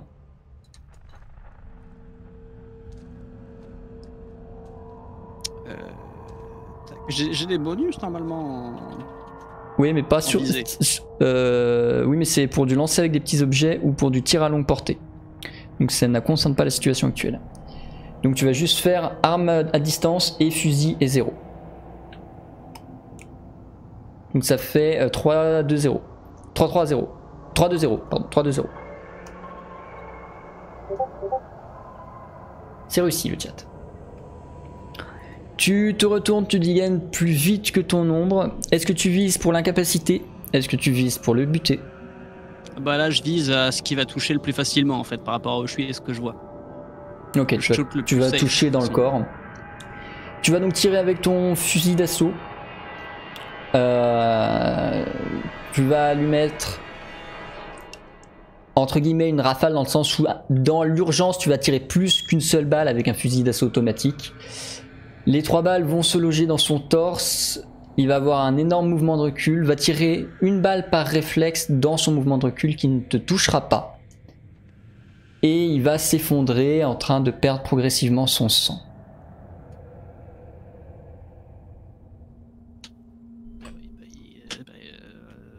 Vous êtes con aussi, hein, putain. Du coup, je récupère mes vivres et je me casse. Et j'essaye de faire en sorte de... J'ai pris où la balle du coup? Tu l'as pris dans le torse, faut te dire qu'elle est sortie. Alors attendez, je vais le montrer sur moi. Casse-toi le micro. Hop. Elle est ressortie par là. Oh mais quel connard. Donc ça a un peu touché ce qu'il faut pas. Notamment les poumons sur la route. Yes. Bah je prends tout, hein, de toute façon là. Tu vas récupérer sur lui un collier en or. Plutôt d'un style féminin. Tu vas récupérer sur lui du coup ta bouffe. Si tu souhaites le pistolet, mais t'en as déjà un, je suis pas sûr que ce soit très utile. Tu vas récupérer ses... Ah bah si, le pistolet je prends. Ok. Ne serait-ce que par souci de le laisser à personne ce truc là. Hein, tu récupères le pistolet. Et tu vas quasiment rien trouver d'exploitable d'autre. Beaucoup d'affaires quotidiennes, habituelles, des trucs... Je reprends tout ce qui m'intéresse et puis après je... Tu quittes l'endroit. Je peux essayer de faire en sorte de prendre soin de ma plaie, un minimum. Fais-moi un test de médecine, s'il te plaît. Là, je suis à voilà, 0, nouvelle 0, stat là. qui sert à rien, la stat de médecine. Moins 1, 0, 0 tout à fait. Tu vas faire ce que tu peux, tu vas essayer d'utiliser des bandages à base des habits de Jean Connard. Tu vas faire ce que tu peux, voilà, pour bander, panser, éviter que ça ne saigne trop. Étant donné que tu as un trou devant, un trou derrière, tu vas galérer et ça va être très peu efficace, mais ton personnage ne s'en rendra pas forcément compte. Lui fera tout ce qu'il peut et aura l'impression que c'est utile, même si ça ne l'est pas forcément. Putain, ça m'apprendra quand même à être gentil. Hein. Quand même. Tu vas donc quitter ton refuge. Il n'y a toujours que très peu de mouvement dans les environs, beaucoup plus d'animaux sauvages que d'humains. Tu devines quand même au loin des mouvements un peu humains. Tu continues à te diriger vers le sud et donc vers le vrai ciel. C'est ça? Ah oui, oui, oui. Tu quittes les bas-fonds. Tu arrives au niveau du sud. Tu sors de nuit. À vue de nez, il est 4-5 heures du matin. Tu ne vois pas grand chose de plus, la lune ne se montre pas plus que ça. Tu admires la beauté de la tour vue de l'extérieur qui est immense de là où tu es. Un peu plus loin, pas exactement vers le sud mais légèrement plus à l'ouest, tu devines la rampe d'accès à Néo-Paris. Impossible d'ici de voir s'il y a du mouvement, s'il y a des troupes, s'il y a vraiment beaucoup de monde en bas, tu ne sais pas. Mais tu devines la rampe. Un peu plus loin, tu vas voir d'énormes champs cultivés. Et encore plus loin, tu vas deviner 2-3 bâtiments en béton, lourds, dont tu ignores le contenu ni l'existence. Vers quoi est-ce que tu te diriges ?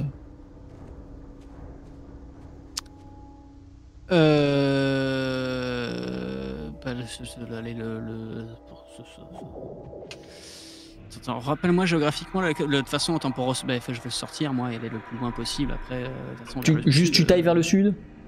Bah ouais, là. Ah, bien. Est-ce que je peux voir ce qu'il y a dans les bâtiments ? Les bâtiments, ils sont à combien de toute façon, si tu vas vers le sud, tu vas forcément croiser. Hein, donc, c'est ça. Tu marches, tu avances vers le sud. Tu vas arriver au bout de 2 heures de marche vers un de ces bâtiments. Je te refais pas le descriptif, c'est un centre de citoyenneté. Celui-ci plutôt dédié à l'usinage et au traitement des métaux.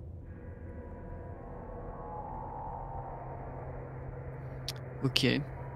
Est-ce que je peux aller discrètement fouiller, voir s'il n'y a pas quelqu'un là-dedans Tu peux essayer.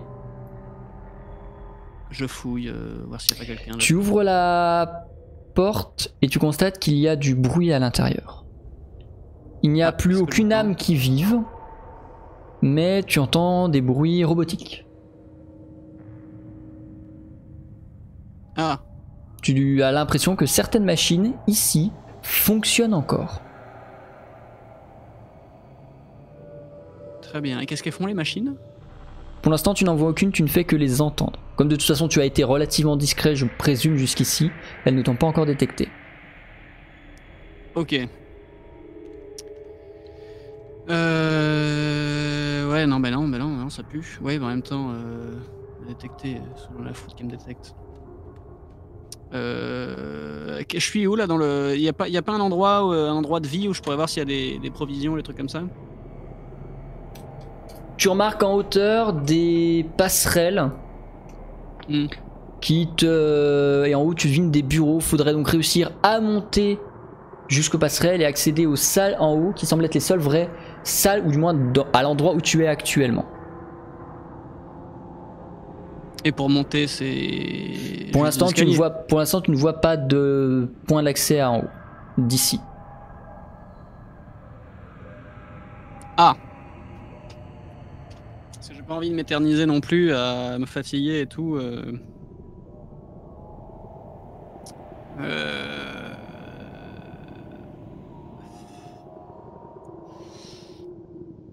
Si je cherche un peu, je vois aucun accès là pour aller là-haut là. Dans le bâtiment, tu vas, enfin de là où tu es et sans bouger, pour l'instant, tu ne vois rien du tout qui permettrait d'accéder à là-haut. Parce que je vois pas bien où je suis dans le bâtiment et du coup il faudrait que je bouge où là pour. Aucune idée, soit tu t'enfonces plus. Pour moi en fait, t'es à la porte, t'as ouvert la porte, t'es un tout petit peu rentré, tu regardes là, du coup vraiment depuis la porte d'entrée du bâtiment sur ce que tu peux voir dans le bâtiment. Pour moi, tu t'as pas déplacé de la porte d'entrée, donc si tu veux essayer d'explorer plus loin, faut t'aventurer dans le bâtiment et libre à toi d'être discret ou non vis-à-vis des robots.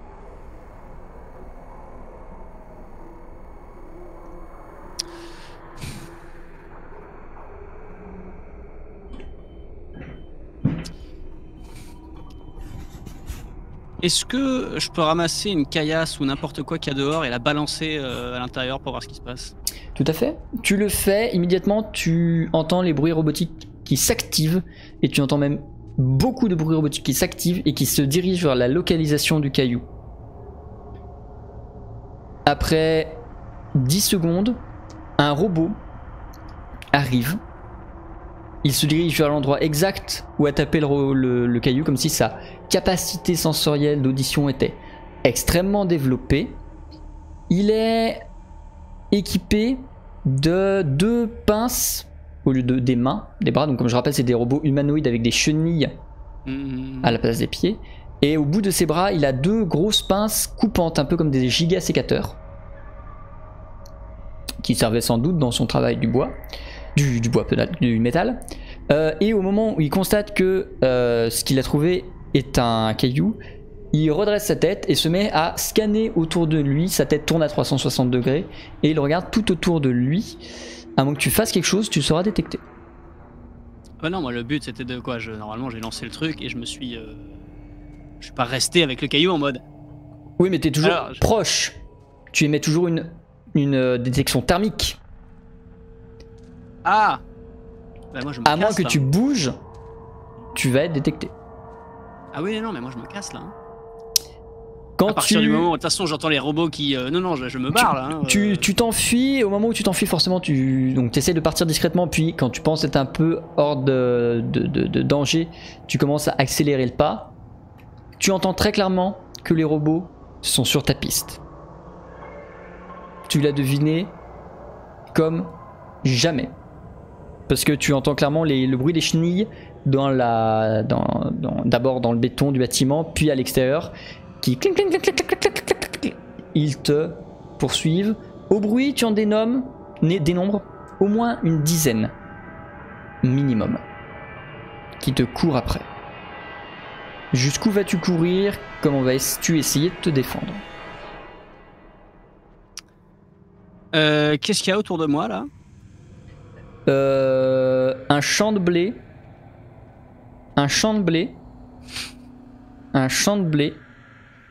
le bâtiment d'où tu sors, un champ de blé et un chemin.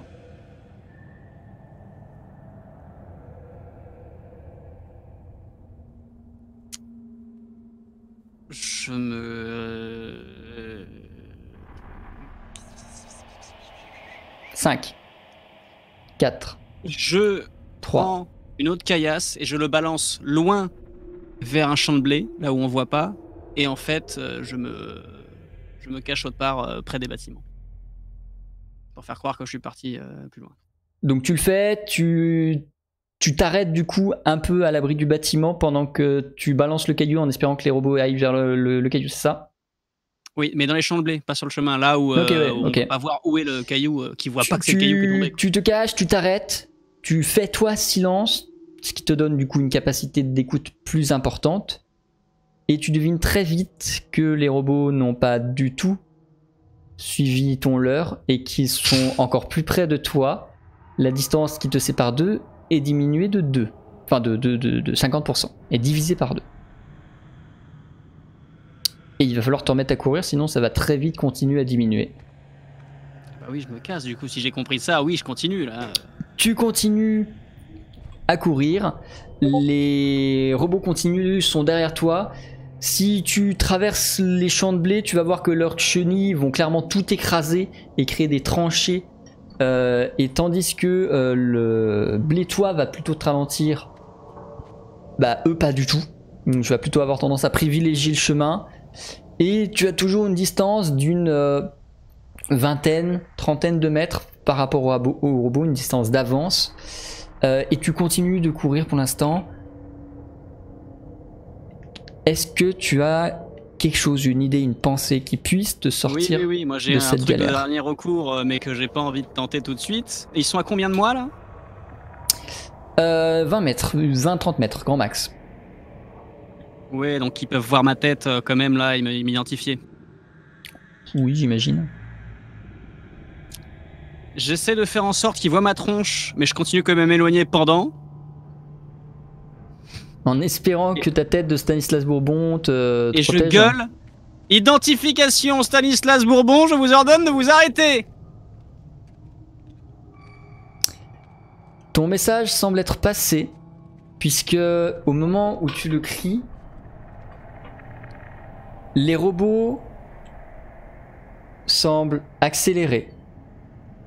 Peu importe qui tu sois, tu es peut-être maintenant encore un peu plus leur cible qu'avant où tu n'étais qu'un random intrus.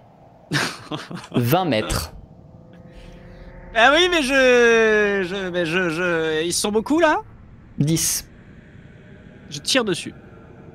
Fais-moi s'il te plaît un test d'arme à distance avec les bonus de ton fusil, sans la visée et sans le tir à longue portée, donc 2, 3, 0. Putain, mais c'est pas possible. Donc tu m'as dit 3, 2, 0 ? Ouais. C'est une réussite. Tu vas tirer sans la moindre vergogne sur l'intégralité des robots. Tu vas parfaitement réussir à tous les anéantir. Tes armes sont efficaces. Tu vas traverser tous les robots. Ils vont tous tomber les uns après les autres sans aucun souci. Peut-être que le bruit des détonations aura d'autres répercussions, mais pour l'instant, tu es safe. Ceci étant, à cause de cette course-poursuite et à cause de la blessure que tu as déjà, je te retire une fatigue et une blessure. Tu es donc à... Il te reste une fatigue et une blessure si je me trompe pas. Bon, bah maintenant on va peut-être pouvoir retourner vers les bâtiments. Tant qu'il n'y a plus de robots. T'essaies de retourner vers le bâtiment. Il est donc maintenant désert. C'est de l'extérieur que tu repéreras un escalier qui permet de monter jusqu'aux passerelles.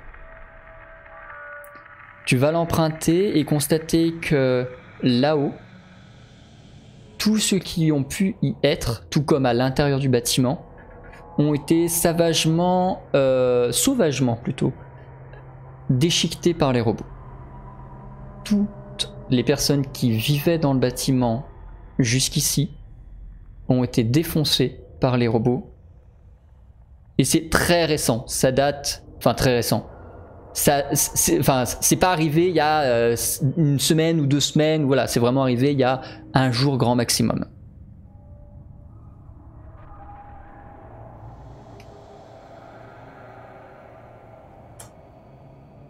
Les robots ont eu ordre de découper tout le monde. Et quand j'ai demandé l'identification, ils sont encore plus vénères ces cons-là. Oui. Ils ont été hackés. C'est pas possible. Ou alors qui c'est qui a... Enfin bref. Dans tout ce... Donc j'essaie de faire gaffe quand même, voir si j'entends pas des robots, un truc comme ça, s'il en reste pas d'autres.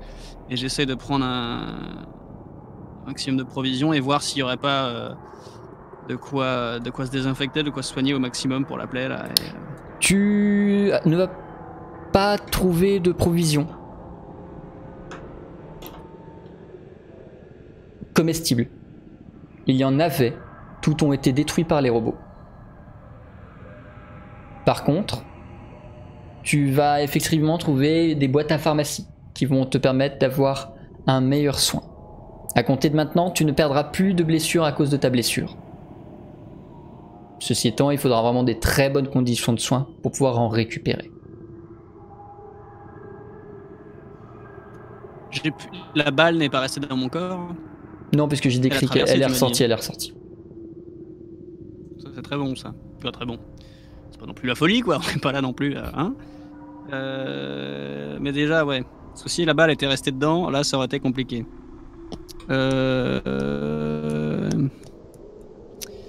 Ok, bah j'entame ma route vers le sud tranquillement, en faisant gaffe du coup. Tu continues ta route vers le sud. Tu vas rencontrer une nouvelle vague de robots qui remontent vers le bâtiment que tu as quitté, ou du moins c'est l'impression que tu as, puisqu'ils foncent globalement sur toi. Ils t'ont repéré avant que tu ne les repères, et tu ne les as clairement localisés que quand ils fonçaient déjà vers toi, te forçant à adopter une cadence plus accélérée ou à te saisir de ton fusil. Au choix. Combien de mètres là? 50. Ah bah là ouais, c'est ma... Bah oui, mais là, je tire mieux quoi, c'est là c'est à distance là. Hein. Ah là, faut que je shoot, hein, donc tu tires? Au contraire, ce sera plus dur. Ah bah ouais, là, tu dénombres une quinzaine, une vingtaine de robots, cette fois-ci, qui s'approchent. Tu vas tirer avec ton fusil. Tu vas en éliminer 12 jusqu'à ce que tu n'aies plus de munitions. 30 mètres. Mais il me reste le flingue du coup. Tu sors le flingue, tu tires au flingue. Tu vas réussir à en éliminer 2. Plus de munitions. Je prends le flingue de l'autre connard. Tu prends le temps de dégainer le flingue de l'autre connard. Le robot commence à être très près de toi, 10 mètres. Et je vais te demander un test sur ce dernier tir. 3, 2, 0. Échec. Tu vas tirer à côté ce vieux pistolet peu entretenu et peu utilisé. N'a pas bien fonctionné. Le robot roule à pleine vitesse sur toi.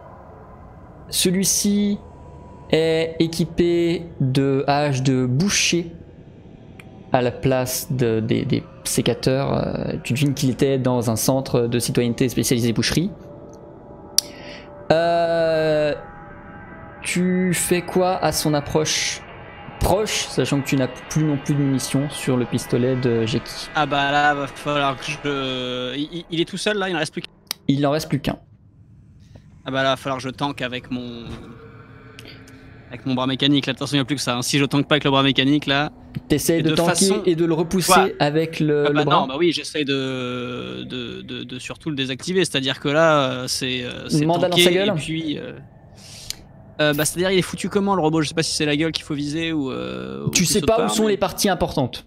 C'est juste que visuellement ça ressemble à une tête, un tronc, des chenilles et des bras.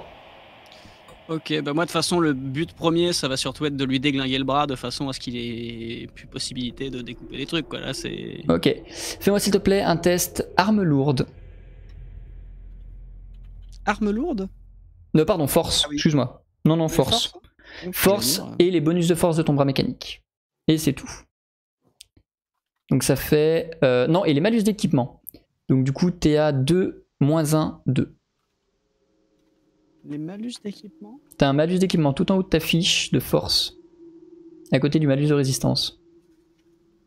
Tu les as peut-être gommés quand t'avais gommé ton... une de tes armes. Où ça? Tout en haut de ton équipement, en dessous de l'XP. Oui. T'as un malus de résistance de 2 et un malus de force de 1. Oui, donc du coup 2 moins 1. 2 moins 1, 2. Réussite. Tu réussis à lui arracher un premier bras tout en faisant un peu rodéo avec lui. Il revient vers toi chargeant avec son autre bras. Tu vas réussir à lui enlever le deuxième bras. À partir de maintenant, je vais te demander ce que tu vas faire et quoi que tu vas faire, ce sera soumis à un nouveau test. Ah bah là je lui éclate tout là, hein. Là j'essaie de... T'essayes de défoncer à coups de poing tout Ah bah de préférence vers le milieu, plutôt vers ici, parce que c'est là que... Ok. De toute façon, si les bras ils arrivent plutôt vers le centre, c'est là qu'on va éclater pour qu'il réponde plus à rien le con quoi. Hein. Ok. Il fonce vers toi. Il roule à haute vitesse vers toi. Tu essayes de mettre un coup de poing de bras mécanique dans son abdomen, entre guillemets. Il va se passer deux choses. La première, c'est que tu vas à peine déformer la carlingue. malgré la puissance du coup que tu vas lui mettre. La deuxième, c'est que vu qu'il est à pleine vitesse, il va te projeter par le choc. Tu es au sol sur une terre nue. Tes blessures frottent et ne vont pas forcément apprécier ça. Tes vêtements vont se déchirer. Un léger goût de sang peut-être dans la bouche va commencer à monter. Tu devines que le robot est à nouveau en train de prendre de l'élan pour charger une nouvelle fois. Que fais-tu? Les bras que je vais découper, ils sont loin de moi là. Ouais, trop.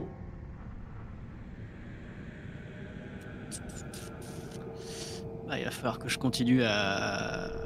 Putain, j'ai rien dans mon sac. Dans mon sac, j'ai quoi? Dans ton sac, tu as une corde, un tout petit peu de bouffe, il t'en reste pas plus que ça, un pistolet 100 balles, un fusil d'assaut 100 balles et ton bras.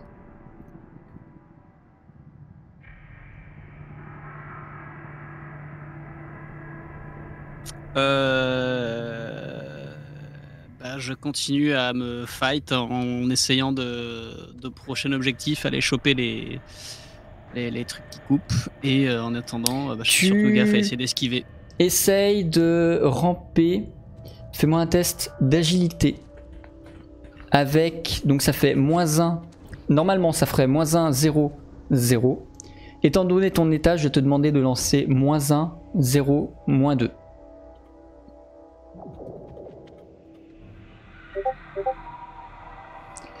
Tu esquives de justesse un passage du robot. T'as deviné qu'il a pour objectif de t'écraser maintenant. Et tu réussis à arriver jusqu'à un de ses bras où tu vas récupérer du coup une hache de boucher tombée au sol. Tu as une nouvelle action pendant qu'il te charge. 3. J'essaie quand même, avant de me préparer à me fight, à lui éclater la gueule et tout ça, à essayer, je retente quand même une identification de type Stanislas Bourbon, et je gueule tout ce que je peux de type Henri, de type Lisa, pour voir ce qu'il se passe. Aucune de tes tentatives vocales ne fonctionne.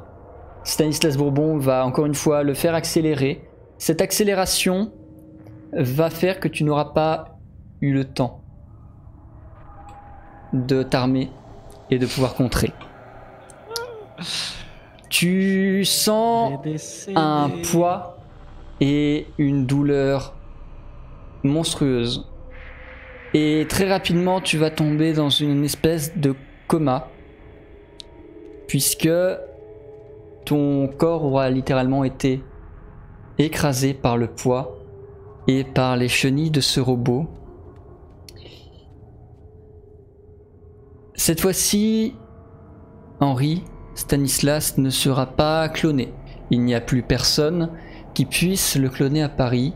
Et cette fois-ci, malheureusement, plus personne ne pourra venir aider ce Stanislas, parti en solitaire, très loin de Néo-Paris. Et quoi qu'il arrive à partir de ce moment-là, la suite de cet univers est à découvrir dans Roll the Dice sur le stream. Mais l'aventure de Stanislas s'arrête ici, ainsi que le JDR solo.